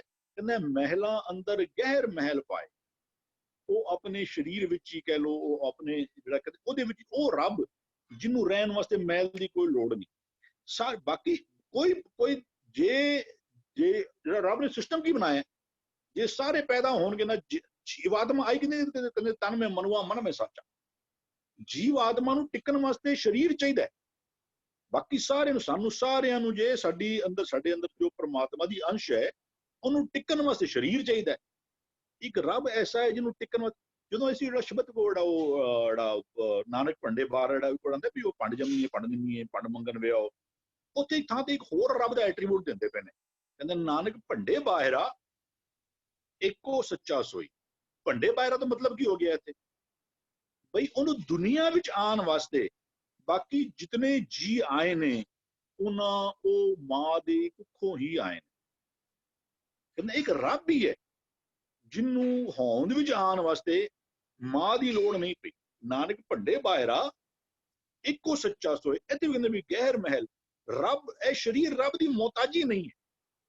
ਉਹ ਰੱਬ ਰਹਿੰਦਾ ਸਾਡੇ ਵਿੱਚ ਹੀ, ਸਾਰਿਆਂ ਵਿੱਚ ਰੱਬ ਹੀ ਰਹਿੰਦਾ ਪਿਆ, ਲੇਕਿਨ ਇਹ ਸਰੀਰ ਉਹਦੀ ਮੁਹਤਾਜੀ ਨਹੀਂ। ਰੱਬ ਚਾਹੇ ਤਾਂ ਨਿਰਗੁਣ ਸਰੂਪ ਜਿਹੜਾ ਚਾਹੇ ਰਹਿੰਦਾ ਹੀ। ਜਦੋਂ ਉਹਨੇ ਸ੍ਰਿਸ਼ਟੀ ਨਹੀਂ ਸੀ ਤੇ ਉਹ ਰੱਬ ਨਹੀਂ ਸੀ। ਰੱਬ ਦੇ ਪਹਿਲਾਂ ਵੀ ਸੀ, ਹੁਣ ਵੀ ਹੈ, ਹਮੇਸ਼ਾ ਰਹੇਗਾ। ਉਹ ਤੇ ਆਦ ਸੱਚ ਹੈ, ਜੁਗਾਦ ਸੱਚ ਹੈ। ਉਹ ਗੈਰ ਮਹਿਲ ਤੋਂ ਪਾਓ, ਇਹ ਮਹਿਲ, ਇਹ ਸਰੀਰ ਉਸ ਰੱਬ ਦੀ ਮੁਹਤਾਜੀ ਨਹੀਂ ਹੈ। ਉਹ ਉਹਦੇ ਆਸਰੇ। ਇੱਕ ਵਾਰ ਦੂਜਾ ਵੀ ਸੀ ਵੀ ਉਹ ਕਹਿੰਦੇ ਜੇਤੇ ਜੀ ਜੀਵੇ ਲੈ ਸਹਾ, ਕਹਿੰਦੇ ਜੇ ਜੀ ਵਾਲੇ ਤਾਂ ਕੀ ਆਸਾ। ਰੱਬ ਜਿਹਨੂੰ ਜਵਾਨਾ ਚਾਹੇ ਸਵਾਸਾਂ ਦੀ ਮੁਹਤਾਜੀ ਥੋੜੀ ਨਾ ਉਹਨੂੰ। ਰੱਬ ਨਿਯਮਾਂ ਦਾ ਕਰਤਾ ਹੈ, ਰੱਬ ਨਿਯਮਾਂ ਦੇ ਬੰਧਨ ਵਿੱਚ ਬੰਧਿਆ ਹੋਇਆ ਨਹੀਂ ਹੈ। ਅਸੀਂ ਸਾਰੇ ਜਿਤਨੇ ਸਾਰੇ ਉਹਨੇ ਪੈਦਾ ਕੀਤੇ ਨੇ ਨਾ, ਅਸੀਂ ਸਾਰੇ ਉਹਦੇ ਨਿਯਮਾਂ ਦੇ ਬੰਧਨ ਵਿੱਚ ਬੰਧੇ ਹੋਏ ਹਾਂ। ਰੱਬ ਨਿਯਮਾਂ ਵਿੱਚ ਬੰਧਿਆ ਹੋਇਆ ਨਹੀਂ ਹੈ। ਰੱਬ ਨਿਯਮਾਂ ਦਾ ਕਰਤਾ ਹੈ, ਉਹ ਬੰਧਨ ਤੋਂ ਬਿਲਕੁਲ ਆਜ਼ਾਦ ਹੈ। ਉਹ ਜੋ ਮਰਜ਼ੀ ਕਰਨਾ ਚਾਹੇ ਉਹ ਕਰਦਾ ਹੈ। ਉਹ ਮਹਿਲਾ ਅੰਦਰ ਜਿਸ ਬੰਦੇ ਨੇ ਉਹਦੀ ਜਿਹਦੀ ਕਾਇਆ ਕੰਚਨ ਵਰਗੀ ਹੋ ਸਕਦੀ ਹੈ, ਜਿਸਨੇ ਸ਼ਬਦ ਨੂੰ ਆਪਣਾ ਪਤਾਰ ਬਣਾ ਲਿੱਤਾ, ਉਹ ਬੜਾ ਭੋਗ ਕਿਹੜਾ ਭੋਗਦਾ ਹੈ ਵੀ ਭਗਤਾਂ ਦਾ ਭੋਜਨ ਹਰ ਨਾਮ ਨਿਰੰਜਨ ਭੋਗਦਾ ਹੈ। ਔਰ ਜਿਹੜਾ ਇਹ ਸਿਧਾਂਤਾਂ ਵਿੱਚ ਸਮਾਇਆ ਹੋਇਆ ਹੈ ਵੀ ਉਹ ਹਰਸਿਓ ਪਿਆਰੋ, ਜਿਹਨੂੰ ਸਿਧਾਂਤਾਂ ਦੇ ਨਾਲ ਪਿਆਰ ਪੈ ਗਿਆ, ਉਹ ਕਹਿੰਦਾ ਫਿਰ ਉਹ ਆਪਣੇ ਅੰਦਰ ਹੀ ਮਹਿਲਾਂ ਅੰਦਰ ਉਸ ਰੱਬ ਨੂੰ ਪਾ ਲੈਂਦਾ ਹੈ ਜੋ ਗੈਰ ਮਹਿਲ ਹੈ, ਉਹ ਜਿਹਨੂੰ ਕਿਸੇ ਮਹਿਲ ਦੀ ਕੋਈ ਮੁਹਤਾਜੀ ਨਹੀਂ ਕਿ ਵੀ ਸਰੀਰ ਮਿਲੇਗਾ ਤਾਂ ਹੀ ਰੱਬ ਰਹੇਗਾ। ਐਸੀ ਕੋਈ ਰੱਬ ਦਾ ਰੱਬ, ਉਹ ਗੈਰ ਮਹਿਲ ਹੈ। ਮਹਿਲਾਂ ਅੰਦਰ ਗਹਿਰ ਮਹਿਲ ਪਾਏ ਭਾਣਾ ਬੁੱਝ ਸਮਾਹ ਹੈ। ਉਹਦੇ ਰੱਬ ਨੂੰ ਚੰਗਾ ਮਾੜਾ ਕੀ ਲੱਗਦਾ? ਸਾਰੀ ਜਿਹੜੀ ਖੇਡ ਹੀ ਹੈ ਨਾ ਕਿ ਵੀ ਅਸੀਂ, ਕਿਉਂਕਿ ਇੱਕ ਤੇ ਜਿਹੜੇ ਅਸੰਖ ਚੋਰ ਹਰਾਮਖੋਰ ਨੇ ਨਾ, ਉਹਨਾਂ ਦੇ ਤੇ ਬੰਦਾ ਤੋਂ ਜਿਹੜੇ ਉਹ ਪਾਸੇ ਟੁਰਨਾ ਹੀ ਨਹੀਂ ਚਾਹੁੰਦੇ, ਤੋਂ ਉਹਨਾਂ ਨੂੰ ਬੰਦਾ ਕੁਝ ਨਹੀਂ ਕਹਿ ਸਕਦਾ। लेकिन असंख जप, असंख तप, असंख पूजा, असंख तपताओ, असंख ग्रंथ मुख वेद पाठ, ਜਿਹੜੇ ਬੰਦੇ ਮਿਲਣਾ ਚਾਹੁੰਦੇ ਨੇ ਘੱਟੋ ਘੱਟ ਰੱਬ ਨੂੰ, ਉਹ ਰੱਬ ਨੂੰ ਬੁੱਝ ਲੋ ਪਹਿਲਾਂ ਗੁਰੂ ਦੇ ਰਾਹੀਂ। ਅਦਰਵਾਈਜ਼ ਉਹ ਕਹਿੰਦੇ ਮਨਮੁਖ ਕਰਮ ਕਰੇ ਅਜਾਈ ਜੋ ਬਾਲੂ ਕਰ, ਕਹਿੰਦੇ ਕੰਨ ਨਾਹੀ ਸੋ ਗਾਹਣ ਲਾਗੇ, ਤਾਏ ਤਾਏ ਦੁੱਖ ਪਾਈ। ਉਹਦੇ ਰੱਬ ਨੂੰ ਸਮਝਦੇ ਲੋ, ਕਹਿੰਦੇ ਜਬ ਲੋਕ ਹੁਕਮ ਨਾ ਬੂਝਤਾ ਤਬ ਹੀ ਲੋ ਦੁਖੀਆ। ਹਾਂਜੀ ਵੀਰ ਹਾਂ ਜੀ ਵੀਰ ਜੀ, ਬੜੀ ਖੂਬਸੂਰਤੀ ਨਾਲ ਆਪ ਜੀ ਸਮਝਾਣਾ ਕਰ ਰਹੇ ਸੀ। ਅਸੀਂ ਧਿਆਨ ਦੇਈਏ ਨਾ ਵੀਰ ਜੀ, ਅਗਰ ਮਹਿਲ ਦਾ ਵੀ ਜ਼ਿਕਰ ਆ ਰਿਹਾ, ਕਿਉਂਕਿ ਬਾਰ-ਬਾਰ ਗੁਰੂ ਸਾਹਿਬ ਗੁਰਦੁਆਰੇ ਦਾ ਵੀ ਜ਼ਿਕਰ ਕਰਦੇ ਹਨ, ਜਾਂ ਮਹਿਲ ਦਾ ਵੀ ਜ਼ਿਕਰ ਆਉਂਦਾ ਹੈ, ਜਾਂ ਮਹਿਲੀ ਦਾ ਵੀ ਜ਼ਿਕਰ ਆਉਂਦਾ ਹੈ। ਮਹਿਲੀ ਤੋਂ ਭਾਵੇਂ ਮਹਿਲ ਵਿੱਚ ਰਹਿਣ ਵਾਲਾ, ਬਾਰ-ਬਾਰ ਉਹ ਜ਼ਿਕਰ ਵੀ ਆਉਂਦਾ ਹੈ। ਪਰ ਅੱਜ ਉਹ ਕਨਸੈਪਟ ਕਲੀਅਰ ਕਰ ਦਿੱਤਾ, ਜਿਸ ਤਰ੍ਹਾਂ ਪਾਰਟਿਕੂਲਰ ਅਸੀਂ ਸਥਾਨ ਸਮਝਦੇ ਹਾਂ ਨਾ, ਸ਼ਾਇਦ ਪ੍ਰਮਾਤਮਾ ਉਸ ਜਗ੍ਹਾ ਤੇ ਵਸਦਾ ਹੋਏਗਾ ਤੇ ਮਰਨ ਉਪਰੰਤ ਅਸੀਂ ਉਸ ਸਥਾਨ ਤੇ ਜਾਵਾਂਗੇ। ਤੇ ਇਹ ਕਨਸੈਪਟ ਵੀ ਇਸ ਪੱਦੇ ਦੇ ਰਾਹੀਂ ਗੁਰੂ ਸਾਹਿਬ ਕਲੀਅਰ ਕਰ ਰਹੇ ਹਨ ਕਿ ਗੈਰ ਮਹਿਲੀ ਉਹ ਪ੍ਰਮਾਤਮਾ ਜਿਹੜਾ ਹੈ, ਕੋਈ ਉਸਦਾ ਕੋਈ ਸਾਰੇ ਹੀ ਟਿਕਾਣੇ ਉਸ ਦਿਨ ਤੇ ਉਸਦਾ ਕੋਈ ਪਾਰਟਿਕੂਲਰ ਟਿਕਾਣਾ ਨਹੀਂ ਹੈ, ਤੇ ਉਹਨੂੰ ਮਿਲਣਾ ਕਿਸ ਤਰ੍ਹਾਂ ਹੈ, ਉਸਦੇ ਮਹਿਲ ਤੇ ਜਾਣਾ ਕਿਸ ਤਰ੍ਹਾਂ ਹੈ, ਤੇ ਉਹ ਸੁਰਤ ਕਰਕੇ ਹੀ ਅਸੀਂ ਪਹੁੰਚ ਸਕਦੇ ਹਾਂ। ਇਹ ਕਨਸੈਪਟ ਵੀ ਮੇਰੇ ਖਿਆਲ ਨਾਲ ਥੋੜਾ ਜਿਹਾ ਕਲੀਅਰ ਹੋ ਰਿਹਾ, ਜ਼ਰੂਰ ਸਾਰਿਆਂ ਦੀ ਸਮਝ ਵਿੱਚ ਆਏਗਾ। ਕਨਸੈਪਟ ਵੀ ਆ ਰਿਹਾ ਹੋਣਾ ਕਿ ਗੁਰੂ ਦੇ ਸ਼ਬਦ ਦੇ ਰਾਹੀਂ ਜਦੋਂ ਸਾਡੀ ਸੁਰਤ ਇੰਨੀ ਉੱਚੀ ਉੱਠਦੀ ਹੈ ਤੇ ਉਸ ਗੈਰ ਮਹਿਲੀ ਦੇ ਨਾਲ ਸਾਡੀ ਸਾਂਝ ਬਣਦੀ ਹੈਗੀ ਹੈ। ਗੁਰੂ ਸਾਹਿਬ ਉਹ ਵੀ ਚੀਜ਼ ਕਲੀਅਰ ਕਰ ਰਹੇ ਜੀ। ਵਿੰਦਰੀ ਪੋ ਜੀ। ਹਾਂਜੀ, ਕੰਚਨ ਦੇਈ ਸ਼ਬਦ ਬਤਾਰੋ, ਅਨਦਿਨ ਭੋਗ ਭੋਗੇ ਹਰ ਸਿਓ ਪਿਆਰੋ। ਇਹ ਕੰਚਨ ਦੇ ਕਿਸ ਦੀ ਗੱਲ ਕਰ ਰਹੇ ਨੇ? ਗੁਰਮੁਖਾਂ ਦੀ, ਜਿਸ ਦੇ ਉੱਪਰ ਕਿਸ ਦਾ ਰਾਜ ਹੈ, ਉਹਦਾ ਪਤੀ ਸਵਾਮੀ ਕੌਣ ਹੈ, ਅਵਤਾਰ ਕੌਣ ਹੈ? ਸ਼ਬਦ। ਇੱਕ ਉਸਦੀ ਸਿੱਖਿਆ, ਉਸਦਾ ਗਿਆਨ, ਉਸਦੇ ਗੁਣ ਨੇ ਪੂਰੇ ਰਾਜਪਾਟ ਵਿੱਚ ਆ ਗਏ ਉਸ ਮਨ ਦੇ ਉੱਪਰ, ਜਿਸਨੂੰ ਅਸੀਂ ਕਹਿੰਦੇ ਕਿ ਇਹ ਗੁਰਮੁਖ ਹੋ ਗਿਆ। ਉਸਦਾ ਇਹੀ ਫਿਰ ਉਸਦੀ ਸਲਾਹ ਪੂਰੀ ਦੇਹ ਨੂੰ ਵੀ ਦਿੰਦਾ ਹੈ। ਜੋ ਇਸਨੇ ਪ੍ਰਾਪਤ ਕੀਤਾ, ਜਿਸ ਦਾ ਰਾਜਪਾਟ ਹੈ, ਉਸੇ ਤਰੀਕੇ ਨਾਲ ਉਸਦੀ ਦੇਹ, ਉਸਦਾ ਪਰਿਵਾਰ ਚੱਲਦਾ ਹੈ। ਇਹੀ ਕਾਰਨ ਹੈ ਕਿ ਉਹ ਦਿਨ ਰਾਤ ਹਰ ਸਮੇਂ ਉਹ ਆਨੰਦ ਭੋਗਦਾ ਹੈ। ਭੋਗ ਵੀ ਨੂੰ ਆਨੰਦ ਭੋਗਦਾ ਹੈ। ਹੀ ਇਜ਼ ਐਕਸਪੀਰੀਐਂਸਿੰਗ ਦ ਪੀਸ, ਚੜ੍ਹਦੀ ਕਲਾ, ਸ਼ਾਂਤੀ, ਹੈਪੀਨੈਸ, ਇਹ ਸਭ ਭੋਗਦਾ ਹੈ, ਕਿਉਂਕਿ ਉਸਦਾ ਮਿਲਾਪ ਪਿਆਰੋ, ਹਰ ਸਿਓ ਪਿਆਰੋ ਵੀ ਉਸਦਾ ਇੱਕ ਮਿਲਾਪ ਹੋ ਗਿਆ। ਕਿਸ ਦੇ ਨਾਲ? ਉਸਦੀ ਸਿੱਖਿਆ ਦੇ ਨਾਲ, ਉਸਦੇ ਗੁਣਾਂ ਦੇ ਨਾਲ। ਔਰ ਜਦੋਂ ਇਹ ਚੀਜ਼ ਪ੍ਰਾਪਤ ਕਰਦਾ ਹੈ ਤੇ ਫਿਰ ਉਹ ਆਪਣੇ ਸਰੀਰ ਦੇ ਅੰਦਰ ਹੀ ਗੈਰ ਮੈਲ ਭਾਵ ਦਾ ਮਤਲਬ ਕਿ ਉਹ ਜਿਹੜੀ ਇੱਕ ਅੰਦਰ ਵਸ ਰਿਹਾ ਹੈ, ਉਸਨੂੰ ਉਹ ਐਕਸਪੀਰੀਅੰਸ ਕਰਨ ਲੱਗ ਪੈਂਦਾ ਹੈ, ਕਿਉਂਕਿ ਉਸਦਾ ਮਿਲਾਪ ਤੇ ਉਸਦੇ ਗੁਣਾਂ ਨਾਲ, ਉਸਦੀ ਸਿੱਖਿਆ ਨਾਲ ਮੰਤ ਹੋ ਗਿਆ। ਫਿਰ ਉਹ ਆਪਣੇ ਸਰੀਰ ਦੇ ਅੰਦਰ ਉਸ ਇੱਕ ਨੂੰ ਐਕਸਪੀਰੀਅੰਸ ਕਰਦਾ ਹੈ। ਐਕਸਪੀਰੀਅੰਸ ਕਰਨ ਦਾ ਮਤਲਬ ਇਹ ਹੈ ਕਿ ਉਸਦੇ ਹਰ ਸਿਸਟਮ, ਉਹਦੇ ਕਨਸੈਪਟਸ, ਉਹਦੀ ਰਜ਼ਾ ਦੇ ਵਿੱਚ ਪੂਰੀ ਤਾਂ ਭਿੱਜ ਕੇ ਸਾਂਝ ਪਾ ਲੈਂਦਾ ਹੈ। ਹਾਂਜੀ ਜੀ ਭੂਆ ਜੀ, ਬਿਲਕੁਲ ਉਹ ਐਕਸਪੀਰੀਅੰਸ ਹੈ ਜਿਸ ਦੇ ਨਾਲ ਇੱਕ ਮਿਕਤਾ ਬਣ ਜਾਂਦੀ ਹੈ। ਕਹੋ ਨਾਨਕ ਕਹਿ ਕਬੀਰ ਗੂੰਗੇ ਗੁੜ ਖਾਇਆ, ਪੁੱਛੇ ਤੇ ਕਿਆ ਕਹੀਏ। ਉਹ ਅਵਸਥਾ ਹੈ ਜਿਸ ਦੇ ਬਾਰੇ ਬਿਆਨ ਨਹੀਂ ਕੀਤਾ ਜਾ ਸਕਦਾ। ਉਸ ਦਾ ਜ਼ਿਕਰ ਗੁਰੂ ਸਾਹਿਬ ਬਾਰ-ਬਾਰ ਸਾਨੂੰ ਸਮਝਾਣਾ ਕਰ ਰਹੇ ਜੀ। ਸੁਖਵਿੰਦਰ ਵੀਰ ਜੀ। ਹਾਂਜੀ ਵੀਰ ਜੀ, ਵੀਰ ਜੀ, ਦੋ ਬੰਦਾ ਪਹਿਲਾਂ ਨਾ ਸਤਿਗੁਰੂ ਜੀ ਸਾਨੂੰ ਸਮਝਾ ਕੇ ਗਏ ਹਨ ਕਿ ਘਟ ਮੈਂ ਬ੍ਰਹਮ। ਦੋ ਬੰਦਾ ਪਹਿਲਾਂ ਇਹ ਵੇਲੇ ਤੁਕਾਈ ਸੀ, ਘਟ ਮੈਂ ਬ੍ਰਹਮ ਤਿਸ ਸ਼ਬਦ ਨ ਪਛਾਣੈ। ਫਿਰ ਇੱਕ ਗੱਲ ਹੋਰ ਵੀ ਆਈ ਸੀ ਕਿ ਘਰ ਵੱਥ, ਘਰ ਵਿੱਚ ਵੱਥ ਹੈ, ਘਰ ਦੇ ਵਿੱਚ ਬ੍ਰਹਮ ਹੈ, ਘਰ ਦੇ ਵਿੱਚ ਉਸਦਾ ਮਹਿਲ ਹੈ, ਲੇਕਿਨ ਮਨ ਕੀ ਕਰਦਾ ਸੀ? ਛੋੜੈ ਬਾਹਰ ਧਾਵੈ। ਇਹ ਛੋੜ ਕੇ ਉਸਨੂੰ, ਜਿਹੜੀ ਅੰਦਰ ਵੱਥ ਨੂੰ ਇਹ ਛੋੜਦਾ ਸੀ। ਇਹ ਜਿਹੜਾ ਘੱਟ ਦੇ ਵਿੱਚ ਬ੍ਰਹਮ ਹੈ, ਜਿਸਨੂੰ ਕਹਿੰਦੇ ਨੇ ਤੇਰਾ ਮਹਿਲ ਅਗੋਚਰ ਮੇਰੇ ਪਿਆਰੇ, ਜਿਸਨੂੰ ਕਹਿੰਦੇ ਨੇ ਨਿਜ ਘਰ ਮਹਿਲ, ਜਿਸਨੂੰ ਆਖਦੇ ਨੇ ਸਤਿਗੁਰੂ ਜੀ ਨਿਜ ਘਰ ਮਹਿਲ ਪਾਵੋ। ਇਹਨੇ ਪਾਇਆ ਨਹੀਂ ਸੀ, ਇਸਨੇ ਉਹ ਛੋੜਿਆ ਹੋਇਆ ਸੀ। ਕਿਉਂ? ਇਹਦੇ ਘਰ ਵਿੱਚ ਵਾਸੀ ਛੋੜਿਆ ਬਾਹਰ ਜਾਵੇ। ਇਹ ਬਾਹਰ ਸੀ, ਅੰਦਰ ਵਾਲੇ ਵੱਤ ਤੋਂ, ਅੰਦਰ ਵਾਲੇ ਮਹਿਲ ਤੋਂ, ਜਿਹੜੇ ਅੰਦਰ ਜਿਸਨੂੰ ਸਤਿਗੁਰੂ ਕਹਿੰਦੇ ਨਾ ਘਟ ਮੈਂ ਬ੍ਰਹਮ, ਉਸੇ ਨੂੰ ਹੀ ਗੁਰਬਾਣੀ ਵਿੱਚ ਸਤਿਗੁਰੂ ਜੀ ਇੱਕ ਜਗ੍ਹਾ ਹੋਰ ਆਖਦੇ ਨੇ, ਕਹਿੰਦੇ ਅੰਤਰ ਆਤਮੈ ਬ੍ਰਹਮ ਨਾ ਚੀਨਿਆ। ਜਿਹੜਾ ਅੰਦਰ ਬ੍ਰਹਮ ਆਖ ਰਹੇ ਨੇ ਜਿਸਨੂੰ, ਉਸੇ ਨੂੰ ਹੀ ਆਤਮਾ ਆਖਦੇ ਨੇ। ਆਤਮਾ ਨੂੰ ਰਾਮ ਆਖਿਆ ਗਿਆ ਗੁਰਬਾਣੀ ਦੇ ਵਿੱਚ, ਆਤਮਾ ਨੂੰ ਹੀ ਬ੍ਰਹਮ ਆਖਿਆ ਗਿਆ। ਆਤਮ ਹੈ ਰਾਮ, ਰਾਮ ਹੈ ਆਤਮ, ਆਤਮ ਰਾਮ, ਰਾਮ ਹੈ ਆਤਮ। ਹਾਂ, ਅੰਤਰ ਆਤਮੈ ਬ੍ਰਹਮ ਨਾ ਚੀਨਿਆ। ਇਹ ਨਹੀਂ ਸੀ ਚੀਨਦਾ ਜਿਹੜਾ ਅੰਦਰ ਆਤਮੇ 'ਚ ਬ੍ਰਹਮ ਬੈਠਾ, ਜਿਹੜਾ ਅੰਦਰ ਬ੍ਰਹਮ ਰੂਪੀ ਆਤਮਾ ਬੈਠੀ ਹੈ। ਕਿਉਂ? ਜਿਸ ਨੂੰ ਉਰੇ ਕਰਿਆ ਅੰਤਰ ਆਤਮਾ ਬ੍ਰਹਮ, ਉਸ ਨੂੰ ਪਿੱਛੇ ਕਹਿ ਕੇ ਗਏ ਘਟ ਮੈਂ ਬ੍ਰਹਮ, ਉਸੇ ਨੂੰ ਕਹਿ ਕੇ ਗਿਆ ਘਰ ਵੱਥ, ਉਸੇ ਨੂੰ ਇੱਥੇ ਕਹਿ ਰਹੇ ਆ ਮਹਿਲ। ਇਹ ਮਹਿਲ ਅੰਦਰ ਹੈ, ਅੰਦਰ ਸਾਡੇ ਵੱਥ ਹੈ, ਅੰਦਰ ਸਾਡੇ ਆਤਮਾ ਹੈ, ਅੰਦਰ ਸਾਡੇ ਬ੍ਰਹਮ ਹੈ। ਇਹ ਨਹੀਂ ਚੀਨ ਰਿਹਾ, ਇਹ ਛੂਟ ਹੈ, ਬਾਹਰ ਧਾਵਾ ਕਰ ਰਿਹਾ।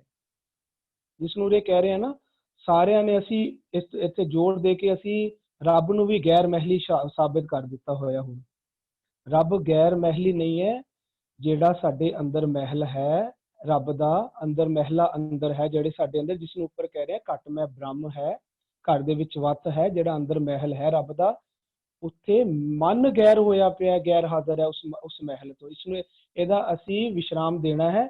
ਮਹਿਲਾ ਅੰਦਰ ਗੈਰ, ਇਹ ਗੈਰ ਹਾਜ਼ਰ ਹੋਇਆ ਪਿਆ ਅੰਦਰਲੇ ਮਹਿਲ ਤੋਂ, ਅੰਦਰਲੀ ਵੱਤ ਤੋਂ, ਇਹ ਬਾਹਰ ਧਾ ਰਿਹਾ ਹੈ। ਘਰ ਵਸਤ ਛੋੜਿਆ ਬਾਹਰ ਧਾਵਾ, ਇਸਨੇ ਛੋੜਿਆ ਹੋਇਆ ਅੰਦਰਲਾ ਘਰ, ਅੰਦਰਲੀ ਵੱਤ, ਇਹ ਐਬਸੈਂਟ ਹੈ ਅੰਦਰ ਵਾਲੇ ਮਹਿਲ ਤੋਂ, ਇਹ ਗੈਰ ਹਾਜ਼ਰ ਹੈ ਅੰਦਰ ਵਾਲੇ ਮਹਿਲ ਤੋਂ। ਜਦ ਕਦੋਂ ਗੈਰ ਹਾਜ਼ਰ ਹੁੰਦਾ ਹੈ? ਜਦੋਂ ਇਹਨੇ ਭਰਮ ਵਿੱਚ ਭਰਮ ਰੂਪ ਵਿੱਚ ਦੁਰਮਤ ਧਾਰਨ ਕੀਤੀ ਹੋਈ ਸੀ, ਮਨ ਨੇ ਦੂਜੇ ਵਿੱਚ ਆਪਣਾ ਮਨ ਲਾਇਆ ਹੋਇਆ ਸੀ, ਉਦੋਂ ਇਹ ਅੰਦਰ ਵਾਲੇ ਮਹਿਲ ਤੋਂ ਗੈਰ ਹਾਜ਼ਰ ਹੋ ਜਾਂਦਾ ਹੈ। ਇਹ ਗੈਰ ਸੀ, ਅੰਦਰ ਗੈਰ ਹਾਜ਼ਰ ਸੀ, ਜਿਸ ਨੂੰ ਉੱਪਰ ਕਹਿ ਰਹੇ ਨਾ ਘਰ ਵਿੱਚ ਵੱਤ ਤਾਂ ਹੈ, ਘਰ ਵਿੱਚ ਮਹਿਲ ਤਾਂ ਹੈ, ਘਰ ਵਿੱਚ ਨਿੱਜ ਘਰ ਮਹਿਲ ਤਾਂ ਹੈ, ਇਹ ਪਾ ਨਹੀਂ ਸੀ ਰਿਹਾ। ਘਰ ਵਿੱਚ ਨਿੱਜ ਸਾਡੇ ਘਰ ਵਿੱਚ ਵੱਤ ਹੈ, ਸਾਡੇ ਘਰ ਵਿੱਚ ਮਹਿਲ ਹੈ, ਪਰ ਘਰ ਵੱਤ ਛੋੜਿਆ ਬਾਹਰ ਜਾਵਾਂ, ਇਹ ਮਨ ਛੋੜ ਕੇ ਬਾਹਰ ਜਾਂਦਾ ਸੀ। ਮਨ ਗੈਰ ਹਾਜ਼ਰ ਸੀ ਅੰਦਰ ਵਾਲੇ ਮਹਿਲ ਤੋਂ, ਅੰਦਰ ਵਾਲੇ ਵੱਤ ਤੋਂ, ਅੰਦਰ ਵਾਲੇ ਬ੍ਰਹਮ ਤੋਂ, ਅੰਦਰ ਵਾਲੀ ਆਤਮਾ ਦੇ ਸਾਹਮਣੇ। ਇਹ ਮਨ ਗੈਰ ਹਾਜ਼ਰ ਸੀ ਕਿਉਂਕਿ ਇਹਨੇ ਭਰਮ ਰੂਪੀ ਪਤਾਰ ਬਣਿਆ ਹੋਇਆ ਸੀ, ਦੁਰਮਤ ਧਾਰੀ ਕੀਤੀ ਹੋਈ ਸੀ, ਦੂਜੇ ਵਿੱਚ ਆਪਣੇ ਮਨ ਨੂੰ ਲਾਇਆ ਹੋਇਆ। ਸਤਿਗੁਰੂ ਜੀ ਦੀ ਸਿੱਖਿਆ ਤੋਂ ਇਲਾਵਾ ਦੂਜੇ ਭਰਮ ਦੁਰਮਤ ਵਿੱਚ ਆਪਣੇ ਆਪ ਨੂੰ ਲਾਇਆ ਹੋਇਆ ਸੀ, ਉੱਥੇ ਹਾਜ਼ਰ ਸੀ। ਇਹ ਦੁਰਮਤ ਰੂਪੀ ਮਹਿਲ ਵਿੱਚ ਹਾਜ਼ਰ ਸੀ। ਇਹ ਭਰਮ ਰੂਪੀ ਜੋ ਅੰਦਰ ਨਹੀਂ ਹੈ ਬਾਹਰ, ਜਿਸ ਨੂੰ ਆਖਦੇ ਨੇ ਨਾ ਤਾਂ ਮਨ ਮਾਵਾਸੀ ਰਾਜਾ, ਇਹ ਉਸ ਮਹਿਲ ਵਿੱਚ ਕੈਦ ਹੋਇਆ ਪਿਆ ਸੀ, ਜਿਸ ਨੂੰ ਆਪਾਂ ਕਹਿੰਦੇ ਨਾ ਕਿਉਂ ਲੀਜੈ ਗੜ ਬੰਕਾ ਪਾਈ, ਉਹ ਵਾਲੇ ਗੜ ਦੇ ਵਿੱਚ ਇਹ ਸੀ ਪਹਿਲਾਂ, ਇਸ ਵੇਲੇ ਅੰਦਰ ਵਾਲੇ ਮਹਿਲ ਚੋਂ ਗੈਰ ਹਾਜ਼ਰ ਸੀ, ਉਸ ਮਹਿਲ ਵਿੱਚ ਸੀ ਪਹਿਲਾਂ ਇਹ, ਜਿਸ ਨੂੰ ਆਪਾਂ ਆਖਦੇ ਕਿਉਂ ਲੀਜੈ ਗੜ ਬੰਕਾ ਪਾਈ, ਦੋਵਰ ਕੇ ਕੋਟ ਤੇਵਰ ਖਾਈ, ਉਹ ਵਾਲੇ ਮਹਿਲ ਚ ਸੀ ਪਹਿਲਾਂ ਇਹ। ਹੁਣ ਜਦੋਂ ਇਸਨੇ ਸ਼ਬਦ ਨੂੰ ਪਤਾਰ ਬਣਾਇਆ ਤਾਂ ਇਹ ਹੁਣ ਸ਼ਬਦ ਰੂਪੀ ਅੰਦਰ ਜਿਹੜਾ ਮਹਿਲ ਹੈ, ਜਿਸ ਨੂੰ ਆਤਮਾ ਕਹਿੰਦੇ ਨੇ, ਜਿਸ ਨੂੰ ਆਖਦੇ ਨੇ ਨਾ ਸਭ ਆਤਮ ਰਾਮ ਪਸਾਰਿਆ ਸੁਆਮੀ, ਆਤਮ ਮੈਂ ਪਾਰ ਬ੍ਰਹਮ ਲਹਾਂਦੇ। ਹੁਣ ਆਤਮਾ ਨੂੰ ਵਿੱਚ ਹੀ ਇਹ ਪਾਰ ਬ੍ਰਹਮ ਲੱਭ ਰਹੇ ਨੇ, ਬਾਹਰ ਨਹੀਂ ਲੱਭ ਰਹੇ ਨੇ। ਆਤਮਾ ਹੀ ਪ੍ਰਮਾਤਮਾ ਹੈ, ਗੁਰਬਾਣੀ ਕਹਿੰਦੀ ਹੈ ਆਤਮ ਰਾਮ, ਰਾਮ ਹੈ ਆਤਮ। ਇਹ ਮਨ ਗੈਰ ਹਾਜ਼ਰ ਸੀ, ਅੰਦਰ ਜਿਹੜਾ ਮਹਿਲਾ ਹੈ, ਅੰਦਰ ਜਿਹੜਾ ਸਾਡੇ ਅੰਦਰ ਮਹਿਲ ਹੈ, ਉਹ ਮਨ ਉਸ ਤੋਂ ਗੈਰ ਹਾਜ਼ਰ ਸੀ। ਹੁਣ ਕੀ ਹੋਇਆ? ਇਸਨੇ ਕੀ ਕੀਤਾ? ਇੱਕ ਕੰਮ, ਇਸਨੇ ਭਾਣਾ ਬੁੱਝਿਆ। ਪਹਿਲਾਂ ਇਹ ਜਿਸ ਨੂੰ ਉਰੇ ਭਾਣਾ ਬੁੱਝਿਆ ਆਖਿਆ ਜਾ ਰਿਹਾ, ਉਸ ਨੂੰ ਜਪਜੀ ਸਾਹਿਬ ਚ ਆਖਦੇ ਨੇ ਨਾਨਕ ਹੁਕਮੈ ਜੇ ਬੁੱਝੈ। ਹੁਕਮਾ ਬੁੱਝਣਾ, ਭਾਣਾ ਬੁੱਝਣਾ, ਮਹਿਲ ਪਾਉਣਾ, ਇੱਕੋ ਹੀ ਅਰਥਾਂ ਵਿੱਚ ਹੈ। ਸ਼ਬਦ ਨੂੰ, ਮਨ ਨੇ ਸ਼ਬਦ ਨੂੰ ਆਪਣੇ ਆਪ ਨੂੰ ਸ਼ਬਦ ਦੇ ਆਧਾਰ ਵਿੱਚ ਕੀਤਾ, ਇਸ ਨੂੰ ਕਹਿੰਦੇ ਨੇ ਮਹਿਲ ਪਾਇਆ, ਇਸ ਨੂੰ ਕਹਿੰਦੇ ਨੇ ਭਾਣਾ ਬੁੱਝਿਆ, ਇਸ ਨੂੰ ਕਹਿੰਦੇ ਨੇ ਹੁਕਮੈ ਹੁਕਮ ਬੁੱਝਿਆ। ਹੁਕਮ ਬੁੱਝਿਆ, ਹੋਮੈ ਗਈ। ਜਿਹੜੇ ਹੋਮੇ ਵਾਲੇ ਪਹਿਲੇ ਮਹਿਲ ਵਿੱਚ ਵਸਦਾ ਸੀ, ਉੱਥੋਂ ਗੈਰ ਹਾਜ਼ਰ ਹੋ ਗਿਆ, ਹੁਣ ਸਤਿਗੁਰੂ ਜੀ ਦੇ ਮਹਿਲ ਵਿੱਚ ਆ ਕੇ ਹਾਜ਼ਰ ਹੋ ਗਿਆ। ਸਤਿਗੁਰੂ ਜੀ ਦੇ ਸ਼ਬਦ ਨੂੰ ਆਪਣਾ ਪਤਾਰ ਬਣਾ ਲਿਆ।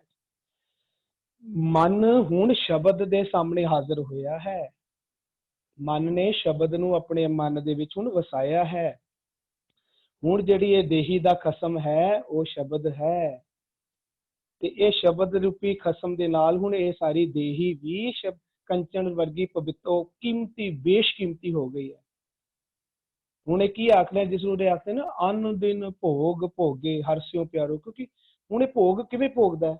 ਪਹਿਲਾਂ ਤੇ ਆਪਣੇ ਮਹਿਲ ਚ ਹਾਜ਼ਰ ਹੀ ਨਹੀਂ ਸੀ। ਪਹਿਲਾਂ ਇਹਦੇ ਸਾਰੀ ਦੇਹੀ ਨੂੰ ਕੌਣ ਭੋਗ ਰਹੇ ਸੀ? ਪੰਜ ਵਿਕਾਰ ਭੋਗਦੇ ਸੀ ਇਹਨੂੰ। ਹੁਣ ਕਿਵੇਂ ਭੋਗ ਰਿਹਾ? ਹੁਣ ਕਹਿੰਦੇ ਨੇ ਰਹਿਰਾਸ ਸਾਹਿਬ ਵਿੱਚ, ਤੂੰ ਘਟ ਘਟ ਅੰਤਰ ਸਰਬ ਨਿਰੰਤਰ ਜੀ, ਹਰੇਕੋ ਪੁਰਖ ਸਮਾਣਾ, ਇੱਕ ਦਾਤ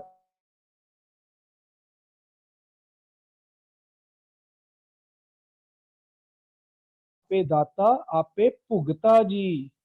ਹੁਣ ਆਪ ਹੀ ਸਾਰੀ ਦੇਹੀ ਨੂੰ ਸ਼ਬਦ ਦੀ ਦਾਤ ਦੇ ਰਿਹਾ ਹੈ, ਸ਼ਬਦ ਰਿਹਾ ਤੇ ਆਪ ਵੀ ਸ਼ਬਦ ਨੂੰ ਭੋਗ ਰਿਹਾ ਹੈ। ਹਰਨਾਮ ਹਮਾਰਾ ਭੋਜਨ, ਆਪ ਵੀ ਸ਼ਬਦ ਨੂੰ ਭੋਗ ਰਿਹਾ ਹੈ ਤੇ ਦੇਹੀ ਨੂੰ ਵੀ ਸ਼ਬਦ ਦੀ ਦਾਤ ਦੇ ਕੇ ਕੰਚਨ ਬਣਾ ਰਿਹਾ ਹੈ।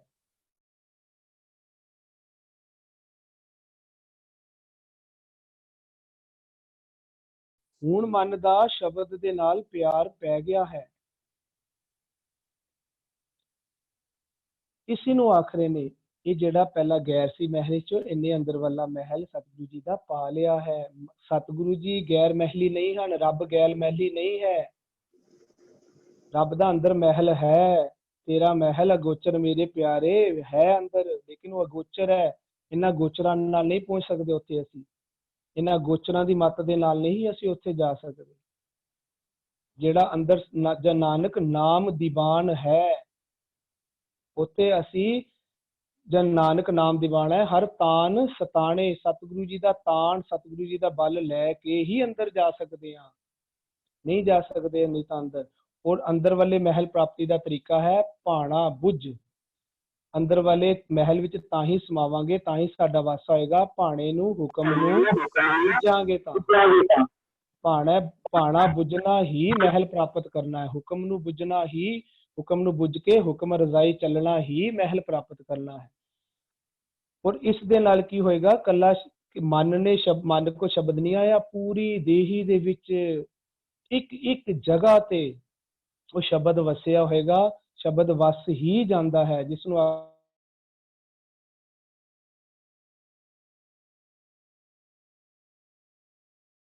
ਇੱਕ ਵੀ ਜਗ੍ਹਾ ਐਸੀ ਨਹੀਂ ਹੈ ਹੁਣ ਦੇਹੀ ਵਿੱਚ ਜਿੱਥੇ ਹੁਣ ਨਾਮ ਨਹੀਂ ਵਸ ਰਿਹਾ ਹੈ। ਕਿਉਂ? ਕਿਉਂਕਿ ਮਨ ਨੇ ਹੁਣ ਜੇਤਾ ਕੀਤਾ, ਅੰਦਰਲਾ ਜਿਤਨਾ ਵੀ ਸੰਸਾਰ ਹੁਣ ਮਨ ਨੇ ਬਣਾਇਆ ਨਾ, ਉਹ ਸਭ ਨਾਉ ਤੇਤਾ ਨਾਉ, ਹੁਣ ਉੱਥੇ ਸਭ ਨਾਮ ਹੀ ਨਾਮ ਵਸ ਰਿਹਾ ਹੈ। ਬਿਨ ਨਾਵੈ ਨਾਹੀ ਕੋ ਥਾਉ।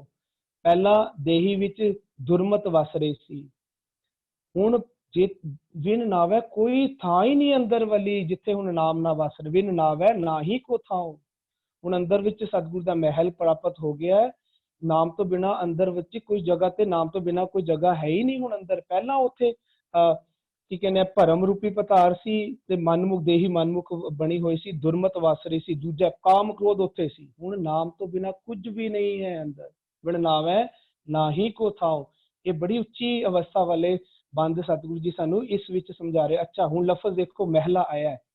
ਹਰ ਸ਼ਬਦ ਦੇ ਵਿੱਚ ਜਿਹੜਾ ਉੱਪਰ ਮਹਿਲਾ ਲਫ਼ਜ਼ ਇਹਨਾਂ ਨੇ ਯੂਜ਼ ਕੀਤਾ, ਜਿਹੜੇ ਵੀ ਇਹ ਜਿਨ੍ਹਾਂ ਨੇ ਵੀ ਆਪਣੇ ਨਾਲ ਹੁਣ ਲਗਾਇਆ ਨਾ ਸ਼ਲੋਕ ਮਹਿਲਾ ਪਹਿਲਾ, ਇਹ ਉਹੀ ਨੇ ਜਿਨ੍ਹਾਂ ਨੇ ਇਹ ਮਹਿਲ ਪਾਇਆ। ਇਹ ਹੁਣ ਦੱਸ ਰਹੇ ਨੇ ਮਹਿਲਾ ਜਿਨ੍ਹਾਂ ਨੇ ਮਹਿਲ ਪਾਇਆ, ਇਹਨਾਂ ਨੇ ਇਹੀ ਲਫ਼ਜ਼ ਮਹਿਲਾ ਯੂਜ਼ ਕੀਤਾ। ਇਹ ਸਾਰੇ ਕਹਿ ਰਹੇ ਨੇ ਅਸੀਂ ਮਹਿਲ ਪ੍ਰਾਪਤ ਕੀਤਾ। ਕਿਵੇਂ ਕੀਤਾ? ਆਹ ਦੇਖੋ, ਸਾਨੂੰ ਤਰੀਕਾ ਦੱਸ ਰਹੇ ਨੇ। ਕਹਿੰਦੇ ਪਹਿਲਾਂ ਅਸੀਂ ਸ਼ਬਦ ਨੂੰ ਆਪਣਾ ਪਤਾਰ ਬਣਾਇਆ, ਸ਼ਬਦ ਦੀ ਸ਼ਰਨ ਚਾਹੇ ਦੁਰਮਤ ਛੋਡੀ, ਭਰਮ ਛੋੜਿਆ, ਦੂਜਾ ਭਾਵ ਛੋੜਿਆ, ਕਾਮ ਕ੍ਰੋਧ ਛੋੜਿਆ, ਸ਼ਬਦ ਨੂੰ ਪਤਾਰ ਬਣਾਇਆ ਤੇ ਆਪਣੀ ਦੇਹੀ ਵਿੱਚ ਸ਼ਬਦ ਵੰਡਿਆ। ਤੂੰ ਆਪੇ ਦਾਤਾ ਆਪੇ ਭੁਗਤਾ ਜੀ। ਪਹਿਲਾਂ ਆਪ ਸ਼ਬਦ ਨੂੰ ਜਪਿਆ, ਜਿਸ ਨੂੰ ਕਹਿੰਦੇ ਨੇ ਆਪ ਜਪੋ। ਫਿਰ ਅਵਰਾ ਨਾਮ ਜਪਾਵੋ। ਦੇਹੀ ਦੇ ਕੋਨੇ ਕੋਨੇ ਵਿੱਚ, ਅੰਦਰਲੇ ਸੰਸਾਰ ਦੇ ਕੋਨੇ ਕੋਨੇ ਵਿੱਚ, ਅੰਦਰਲੇ ਪਰਿਵਾਰ ਦੇ ਇੱਕ ਇੱਕ ਜੀ ਜੰਤ ਨੂੰ ਵੀ ਸ਼ਬਦ ਵੰਡਿਆ। ਇਸ ਤਰ੍ਹਾਂ ਸਾਨੂੰ ਇਹ ਮਹਿਲ ਪ੍ਰਾਪਤ ਹੋਇਆ। ਜਿਨ੍ਹਾਂ ਨੇ ਇਹ ਤਰੀਕਾ ਸਾਡੇ ਨਾਲ ਇਹ ਸਾਂਝ ਕਰੇ, ਉਹਨਾਂ ਨੇ ਹੀ ਆਪਣੇ ਆਪ ਨੂੰ ਮਹਿਲਾ ਪਹਿਲਾ ਮਹਿਲਾ ਦੂਜਾ ਕਰਕੇ ਇਹ ਲਫ਼ਜ਼ ਯੂਜ਼ ਕੀਤਾ। ਹਾਂਜੀ ਵੀਰ ਜੀ, ਆਪ ਜੀ ਨੇ ਮਹਿਲਾ ਅੰਦਰ ਗੈਰ ਮਹਿਲ ਪਾਏ ਦਾ ਕਨਸੈਪਟ ਜਿਹੜਾ ਹੈ ਬੜੀ ਖੂਬਸੂਰਤੀ ਨਾਲ ਆਪ ਜੀ ਨੇ ਖੋਲਿਆ। ਸੁਖਵਿੰਦਰ ਵੀਰ ਜੀ ਤੁਸੀਂ ਨਾ ਹੁਣੇ ਵਿਚਕਾਰ ਸ਼ਬਦ ਲਿਆ ਨਾ, ਕਿਉਂ ਲੀਜੇ ਗੜ ਬੰਗਾ ਭਾਈ ਦੋਵਰ ਕੋਟ ਅਰ ਤੇਵਰ ਖਾਈ। ਇਹਦੇ ਚ ਨਾ ਇੱਕ ਆਂਦਾ ਅੱਗੇ 5-25 5 ਤੇ ਸਮਝ ਆਉਂਦਾ, 25 ਵੀਰ ਜੀ ਉਹਦੀਆਂ ਕੈਟੇਗਰੀਜ਼ ਹੈਗੀਆਂ ਅੱਗੇ 5 ਦੀਆਂ। 5-25 ਮੋਹ ਮਦ ਮਤਸਰ ਆਡੀ ਪਰਬਲ ਮਾਇਆ। ਵੀ ਜੀ ਜਿਹੜੇ ਨਾ ਇਹ ਕੀ ਕਹਿੰਦੇ ਦੂਜੇ ਧਰਮਾਂ ਵਾਲੇ ਨੇ ਨਾ, ਦੂਜੀ ਅਨਮਤੀ ਵਿਚਾਰਾਂ ਦੇ ਵਿੱਚ ਨਾ, ਆਪਾਂ ਤਾਂ 5 ਤੱਤ ਗੁਰਬਾਣੀ 5 ਤੱਤ ਆਖਦੀ ਨਾ, ਉਹ 25 ਤੱਤ ਆਖਦੇ ਨੇ। ਕਿਸ ਤਰ੍ਹਾਂ ਗੱਲਾਂ ਕਰਕੇ ਉਹ 5 ਤੱਤ ਨਹੀਂ, ਉਹ 25 ਤੱਤਾਂ ਦੀ ਗੱਲ ਕਰਦੇ ਨੇ। 5 ਤਾਂ ਹੋ ਗਿਆ ਕੀ ਕਹਿੰਦੇ 5 ਤਸ਼ਕਰਾਂ ਨੂੰ ਆਖਿਆ ਜਾਂਦਾ, ਉਹ 25 ਤੱਤ ਮੰਨਦੇ ਨੇ ਵੱਖਰੇ ਵੱਖਰੇ। ਇਹ ਗੁਰਬਾਣੀ ਨਹੀਂ ਮੰਨਦੀ, ਗੁਰਮਤ ਨਹੀਂ ਆਖਰੀ, ਇਹ ਉਹਨਾਂ ਦੀ ਗੱਲ ਆਖਰੀ ਹੈ।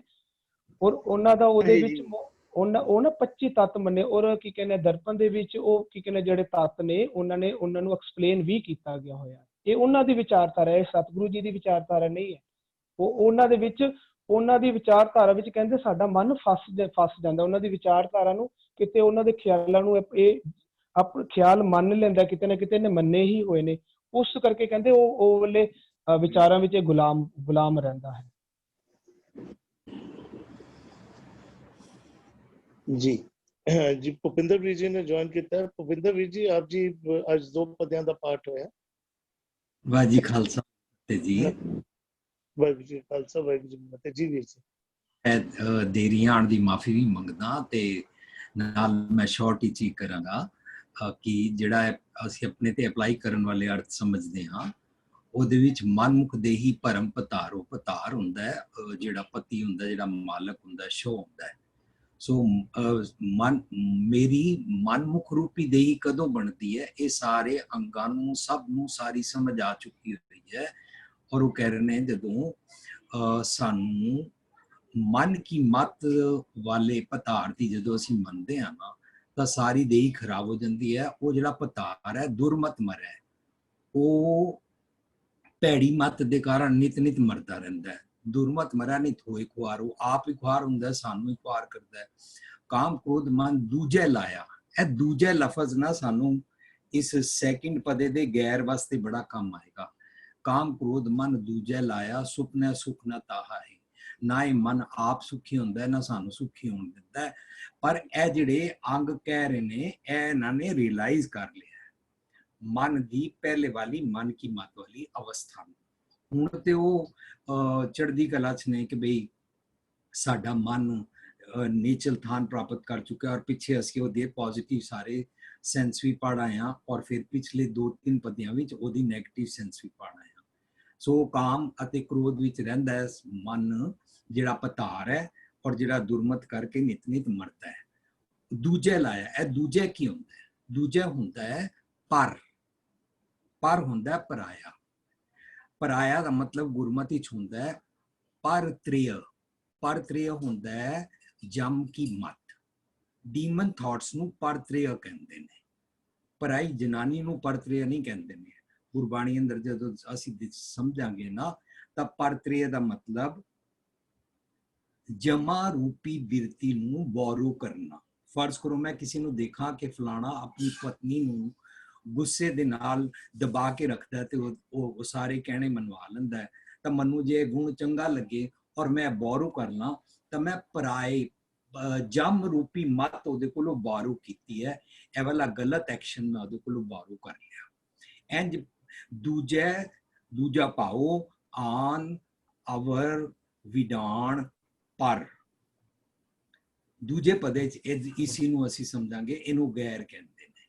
ਸੋ ਕੰਚਨ ਦੇਹੀ ਸ਼ਬਦ ਪਤਾਰੋ। ਹੁਣ ਸਾਡੀ ਦੇਹੀ ਜਦੋਂ ਸ਼ਬਦ ਦੇ ਨਾਲ ਸਾਡੇ ਪਤਾਰ ਜੀ ਜੁੜ ਚੁੱਕੇ ਨੇ, ਤਾਂ ਸਾਡੀ ਦੇਹੀ ਕੰਚਨ ਬਣ ਜਾਂਦੀ। ਕੰਚਨ 24 ਕੈਰੇਟ ਸੋਨੇ ਦਾ ਔਰ ਪਵਿੱਤਰਤਾ ਦਾ ਪ੍ਰਤੀਕ ਹੈ। ਧਾਰਮਿਕ ਦੁਨੀਆ ਵਿੱਚ ਉਹਨੂੰ ਕੰਚਨ ਕਹਿੰਦੇ ਨੇ। ਜਦੋਂ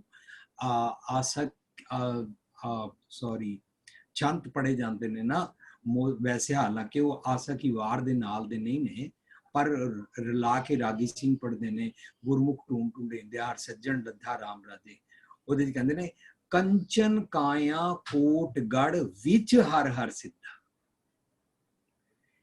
ਕਾਇਆ ਦੇ ਅੰਦਰ ਹੀ, ਇਸੇ ਸਰੀਰ ਦੇ ਅੰਦਰ ਹੀ ਰੱਬ ਜੀ ਵਸਦੇ ਨੇ। ਉਹਨਾਂ ਦੀ ਮੱਤ ਲੈ ਕੇ ਸਾਨੂੰ ਸਾਡਾ ਮਨ ਰੂਪੀ ਸੱਜਣ ਪ੍ਰਾਪਤ ਹੋਇਆ।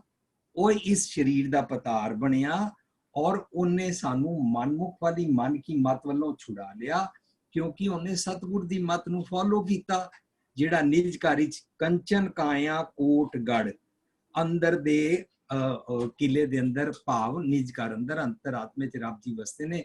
ਉਹ ਵਾਲੀ ਮਤ ਲਈ ਔਰ ਵਿੱਚ ਹਰ ਹਰ ਸਿੱਧਾ ਅੰਦਰੋਂ ਹੀ ਪ੍ਰਾਪਤ ਕਰ ਲਿਆ। ਸੋ ਕੰਚਨ ਦੇਹੀ ਸ਼ਬਦ ਪਤਾਰੋ। ਜਦੋਂ ਸਾਡਾ ਪਤਾਰ ਸ਼ਬਦ, ਇਹ ਜਿਹੜਾ ਕੱਲ ਟੌਪਿਕ ਚੱਲ ਰਿਹਾ ਸੀ ਨਾ, ਹਮਕਰ ਸਾਜਨ ਆਏ, ਉਹ ਵਾਲਾ ਪਤਾਰ ਸਾਜਨ ਪ੍ਰਾਪਤ ਹੋ ਗਿਆ। ਕਦੋਂ? ਗੁਰਮੁਖ ਟੂੰ ਟੁੰਡੇਂਦੇ ਹਰ ਸੱਜਣ ਲੱਧਾ ਰਾਮ ਰਾਜੇ। ਸੱਜਣ ਕੌਣ? ਮੇਰਾ ਮਨ ਪਤਾਰ ਜਿਹੜਾ ਬਣਿਆ, ਜਿਹਨੇ ਸਤਿਗੁਰ ਦੀ ਮੱਤ ਲਈ। ਸੋ ਉਹ ਵਾਲਾ ਸਾਰਾ ਸ਼ਬਦ ਨਾ ਅੰਦਰ ਦਾ ਹੈ। ਖੈਰ ਕੱਲ ਉਹਦੇ ਬਾਰੇ ਤੇ ਗੱਲ ਨਹੀਂ ਹੋਈ, ਗੁਰਮੁਖ ਟੁੰਟੁਨੇ ਦਿਆਰ ਸੱਜਣ ਲੱਦਾ ਰਾਮ ਰਾਜੇ ਕੰਚਨ ਕਾਇਆ ਕੋਟਗਰ ਵਿੱਚ ਹਰ ਹਰ ਸਿੱਧਾ। ਸੋ ਕੰਚਨ ਦੇਹੀ ਸਾਨੂੰ ਪ੍ਰਾਪਤ ਹੋਈ। ਸਾਰੇ ਅੰਗ, ਸਾਰੀ ਸ੍ਰਿਸ਼ਟੀ, ਸਾਰਾ ਜੱਗ, ਸਾਰੇ ਅੰਦਰ ਦੇ ਜੀ ਜੰਤ ਨਿਹਾਲ ਨੇ ਕਿ ਬਈ ਅਨਦਿਨ ਭੋਗ ਭੋਗੇ ਹਰਸੋਂ ਪਿਆਰੋ। ਉਹ ਸਾਡਾ ਜਿਹੜਾ ਪਤਾਰ ਹੈ ਨਾ, ਉਹ ਦਿਨ ਰਾਤ ਵਿਜ਼ਡਮ ਦੇ ਨਾਲ ਭੋਗ ਭੋਗਦਾ ਹੈ। ਗਿਆਨ ਰਾਵ ਜਬ ਸੀਜੇ ਆਵੇ ਤਾਂ ਨਾਨਕ ਭੋਗ ਕਰੇ। ਸਾਰੀ ਸੁਰਤ ਮਤ ਬੁੱਧ ਸਭ ਵਿਜ਼ਡਮ ਦੇ ਨਾਲ ਵਿਆਹੇ ਗਏ ਨੇ। ਸੋ ਇਹਦੇ ਨਾਲ ਸਾਨੂੰ ਹਮੇਸ਼ਾ ਦਾ ਸੁੱਖ ਮਿਲਦਾ। ਮਹਿਲਾਂ ਅੰਦਰ ਗੈਰ ਮਹਿਲ ਪਾਏ ਭਾਣਾ ਬੁਝ ਸਮਾਹਾ ਹੈ। ਇਹ ਜਿਹੜੇ ਇੱਕ ਇੱਕ ਅੰਗ ਰੋਮ ਰੋਮ, ਉਹਨਾਂ ਨੂੰ ਵੀ ਮਹਿਲ ਕਹਿੰਦੇ ਨੇ। ਉਹਨਾਂ ਦੇ ਵੀ ਸਭ ਦੇ ਥਿੰਕਿੰਗ ਪ੍ਰੋਸੈਸ ਨੇ। ਅੱਖ ਦਾ ਅਲੱਗ ਥਿੰਕਿੰਗ ਪ੍ਰੋਸੈਸ ਹੈ, ਕੰਨਾਂ ਦਾ ਅਲੱਗ ਥਿੰਕਿੰਗ, ਇਹ ਵੀ ਸਾਰੇ ਮਹਿਲ ਨੇ।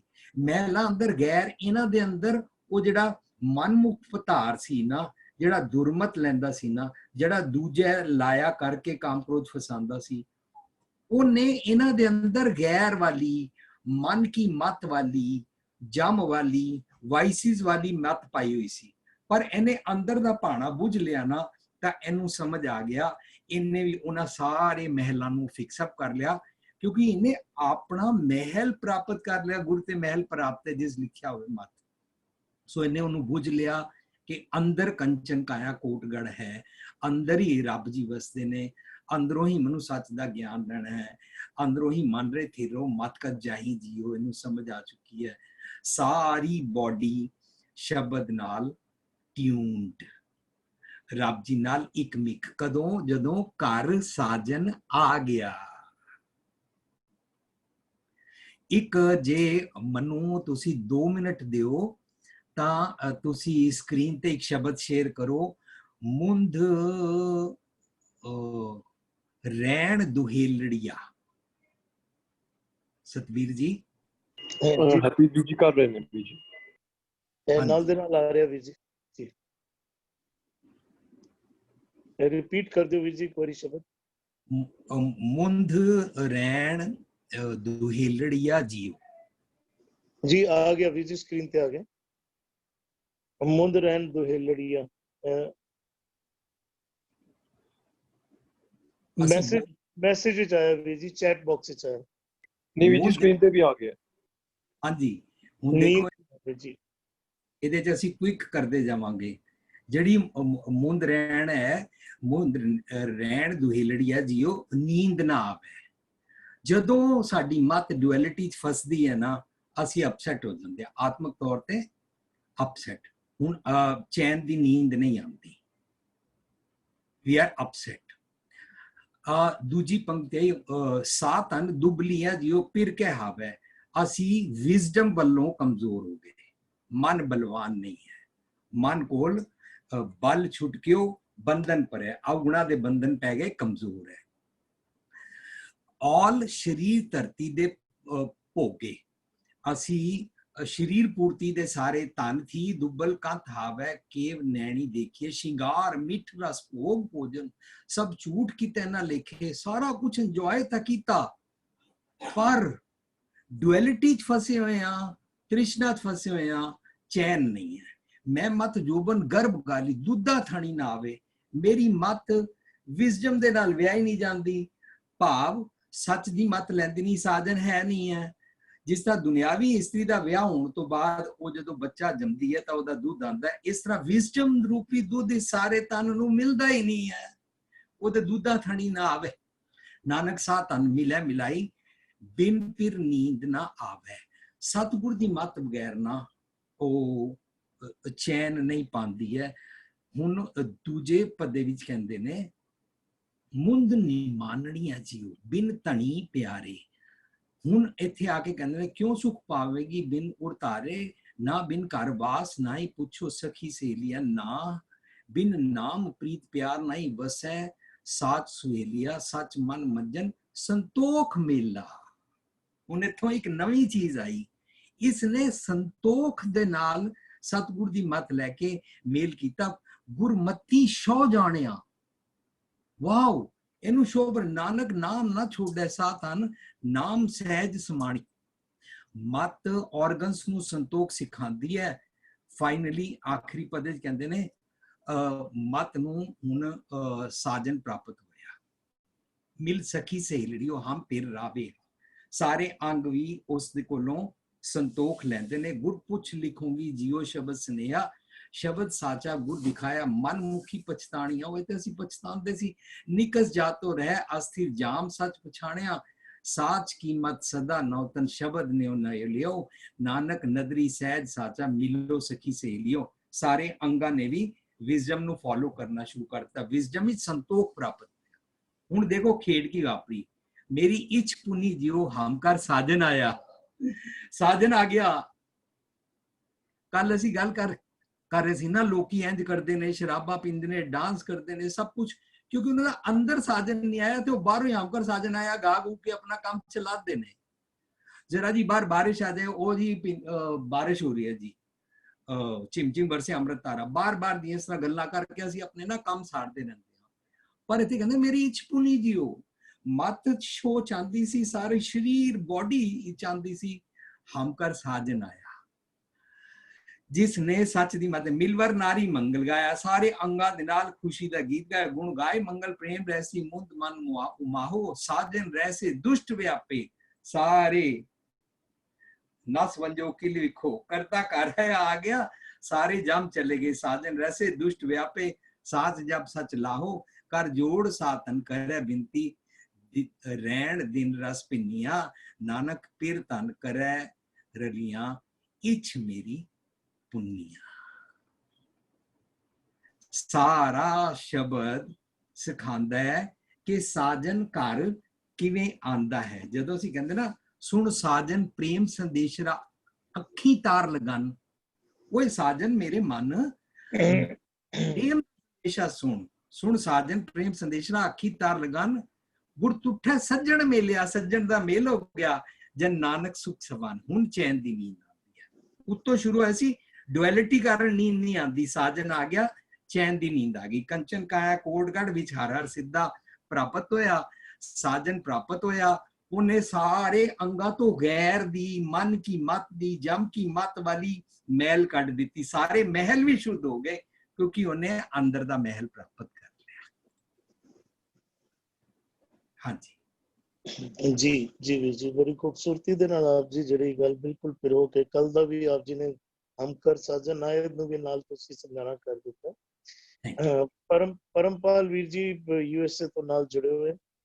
वीर जी बिनती है बिल्कुल शॉर्टेज, क्योंकि समय बिल्कुल असी अगे लंघ गया। परमपाल वीर जी आप जी आज दे विषय दे उत्ते कोई विचार दे दो, फिर उसके बाद पाठ सेशन दी समाप्ति।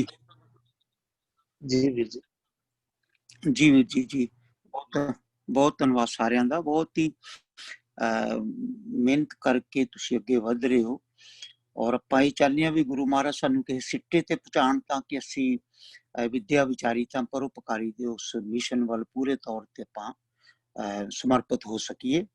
ਤੋ ਇਹ ਜਿਹੜਾ ਹੈ ਆਪਾਂ ਅਕਸਰ ਕਿਰਪਾ ਦਾ ਕਨਸੈਪਟ ਲੈਂਦੇ ਹਾਂ ਹਨਾ, ਤੇ ਉਹ ਕਿਰਪਾ ਨਾਲ ਬਹੁਤ ਕੁਝ ਗੁਰੂ ਪਾਤਸ਼ਾਹ ਦੀ ਕਿਰਪਾ ਨਾਲ ਹੁੰਦਾ ਹੈ।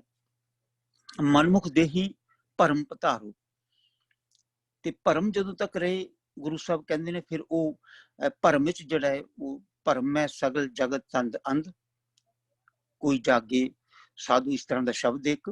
ਔਰ ਫਿਰ ਕਬੀਰ ਸਾਹਿਬ ਕਹਿੰਦੇ ਨੇ, ਦੇਖੋ ਭਾਈ ਗਿਆਨ ਕੀ ਆਈ ਆਂਦੀ, ਸਭੈ ਉਡਾਨੀ ਭਰਮ ਕੀ ਟਾਟੀ ਰਹਿ ਨ ਮਾਇਆ ਬਾਂਦੀ। ਇਹ ਜੋ ਨਜ਼ਰ ਆ ਰਿਹਾ ਸਾਨੂੰ ਸਾਰਾ ਹੀ ਮਾਇਆ ਹੈ, ਦ੍ਰਿਸ਼ਟਮਾਨ ਜਿੱਤ ਹੈ ਸਭ ਮਾਇਆ, ਦ੍ਰਿਸ਼ਟਮਾਨ ਹੈ ਸਗਲ ਮਿਥਿਲਾ। ਤੇ ਗੁਰੂ ਸਾਹਿਬ ਕਹਿੰਦੇ ਨੇ ਜਦੋਂ ਤੱਕ ਕਿਸੇ ਰੂਪ ਵਿੱਚ ਵੀ ਮਨੁੱਖ ਬਾਹਰ ਜੁੜਿਆ ਹੈ ਤੇ ਉਸ ਟਾਈਮ ਉਹ ਭਰਮ ਵਿੱਚ ਹੀ ਹੈ। ਤੇ ਉਹਦਾ ਜਿਹੜਾ ਭਰਮ ਦੇ ਟੁੱਟਿਆ ਕਦੋਂ? ਕਿਰਪਾ ਨਾਲ। ਇਹ ਮਨੁੱਖ ਫਿਰ ਆਪਾਂ ਕਈ ਵਾਰੀ ਬੇਨਤੀ ਕੀਤੀ ਕਿ ਜਿਹੜਾ ਸੱਚਖੰਡ ਦਾ ਜਾਂ ਕਰਮਖੰਡ ਇਹ ਕਿਰਪਾ ਨਾਲ ਹੀ ਮਿਲਦਾ ਹੈ। ਇਸ ਤੋਂ ਅਗਲੀ ਸ਼ਬਦ ਵਿੱਚ ਗੁਰੂ ਸਾਹਿਬ ਜੀ ਨਾਲ ਦੇ ਚ ਦੱਸਣਗੇ ਅੱਗੇ ਕਿ ਉਹ ਜਦੋਂ ਆਪ ਆਪੇ ਦੇਵੇ ਦੇਵਨ ਹਾਰਾ, ਇਸ ਤੋਂ ਅਗਲੀ ਪੰਕਤੀ ਚ ਜਿਹੜਾ ਕੱਲ ਆਪਾਂ ਵਿਚਾਰਾਂਗੇ, ਉਹ ਆਪੇ ਦੇਵੇ ਦੇਵਨ ਹਾਰਾ ਚ, ਤੇ ਉਹ ਫਿਰ ਕੰਚਨ ਦੇਹੀ ਸ਼ਬਦ ਪਧਾਰੋ। ਜਦੋਂ ਭਰਮ ਟੁੱਟ ਜਾਂਦਾ ਹੈ, ਮਨੁੱਖ ਨੂੰ ਭਰਮ ਨਹੀਂ ਰਿਹਾ ਬਾਹਰ, ਉਹ ਠੀਕ ਹੈ ਬਾਹਰ ਹੈ ਸਭ ਕੁਝ ਦੇਖ ਰਿਹਾ, ਲੇਕਿਨ ਉਹਦੇ ਮਨ ਜਿਹੜਾ ਹੈ ਉਹ ਮਨ, ਕਿਉਂਕਿ ਮਨ ਨਜ਼ਰ ਨਹੀਂ ਆਉਂਦਾ, ਆਤਮਾ ਨਜ਼ਰ ਨਹੀਂ ਆਉਂਦੀ, ਪਰਮਾਤਮਾ ਨਜ਼ਰ ਨਹੀਂ ਆਉਂਦਾ। ਇਹ ਤਿੰਨਾਂ ਦਾ ਖੇਲ ਚੱਲਦਾ ਹੁੰਦਾ ਉਸ ਵੇਲੇ, ਜਿਸ ਨੂੰ ਅਸੀਂ ਉਸ ਦਿਨ ਵੀ ਗੱਲ ਕੀਤੀ ਸੀ ਕਿ ਨਿਰਵਾਣ ਕੀਰਤਨ ਭਾਵ ਉਹਦੇ ਚ ਆਹਤ ਨਹੀਂ ਹੁੰਦੀ, ਅਨਾਹਤ ਹੁੰਦਾ ਹੈ। ਉਹ ਚੀਜ਼ ਸੁਣਦੀ ਨਹੀਂ, ਉਹਦਾ ਕੋਈ ਕਿਸੇ ਤਰ੍ਹਾਂ ਦੀ ਆਵਾਜ਼ ਨਹੀਂ ਹੁੰਦੀ ਉਹਦੇ ਚ। ਜਿਹਦੇ 'ਚ ਆਪਾਂ ਉਸ ਦਿਨ ਗੱਲ ਕੀਤੀ ਸੀ ਨਿਰਵਾਣ ਕੀਰਤਨ ਦੀ। ਤੇ ਉਹ ਜਿਹੜਾ ਇਹ ਸਾਰਾ ਭਰਮ ਜਿਹੜਾ ਬਾਹਰ ਇਹ ਜਦੋਂ ਮਨੁੱਖ ਦੇਖ ਲੈਂਦਾ ਹੈ ਕਿ ਇਹਦੇ ਵਿੱਚ ਮਾਲਕ ਦਾ ਹੀ ਖੇਲ ਸਾਰਾ ਚੱਲ ਰਿਹਾ ਹੈ, ਪਰ ਉਹ ਜੁੜਦਾ ਕਿਹਦੇ ਨਾਲ ਹੈ?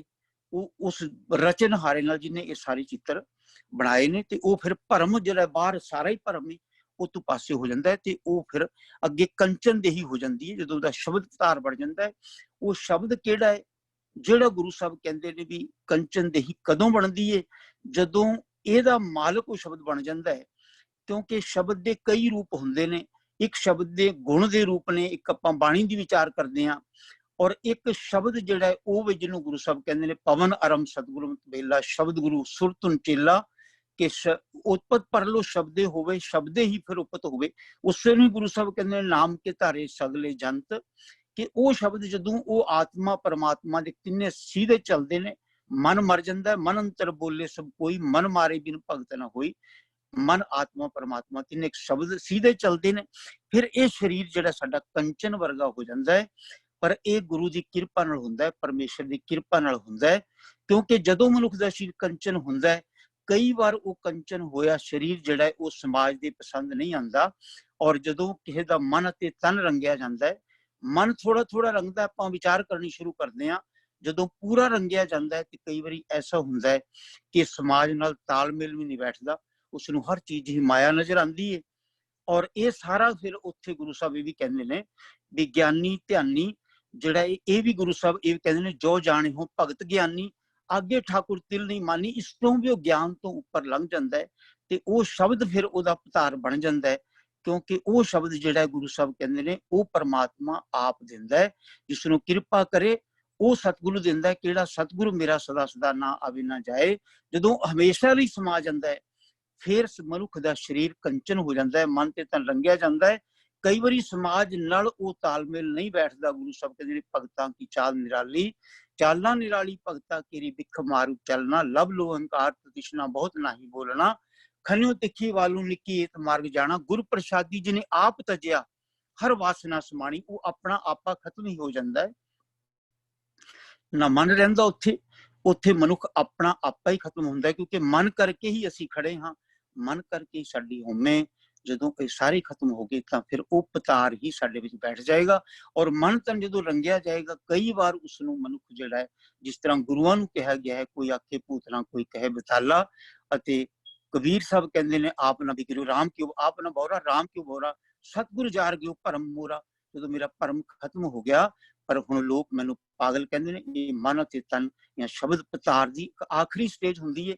तो आखिरी स्टेज तक सानू गुरु पातशाह लैके जाए, लेकिन वो किरपा नाल ही जाना। आपां सोचिए कि किरपा सानू किवें जल्दी मिले, उस पासे भी आपां वधन दी कोशिश करिए। बहुत धन्यवाद, बड़ियां मेहनतां करके तुसीं आंदे हो। मालक तुहाड़ियां मेहनतां सफल करे। होई भुल चूक दी क्षमा। वाहिगुरू जी का खालसा, वाहिगुरू जी की फतेह। धन्यवाद परमपाल वीर जी।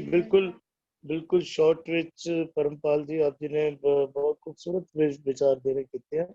बिल्कुल ज्ञान की आई आंधी का जिक्र किया है। जिस मन दे विच ज्ञान की आंधी आ जावे, उस मन दे विचों हर किस्म दे झूठ, हर किस्म दे भरम उडारी मार जाते हैं। अंदर ज्ञान जदों वस जाता है ते सारा हनेरा दूर हो जाता है। अज 2 पद्यां दा पाठ होया, और रल मिल के पाठ कर लिए। उपरंत फिर जरा है बापू जी ने विचार देने 2 में। मन मुख देही परम पतारो, दुर्मत मरे नित होए खुआरो। काम क्रोध मन दूजे लाया, सुपने सुख न ताहा है। कंचन देही शब्द पतारो, अंदिन भोग भोगे हर स्यों प्यारो।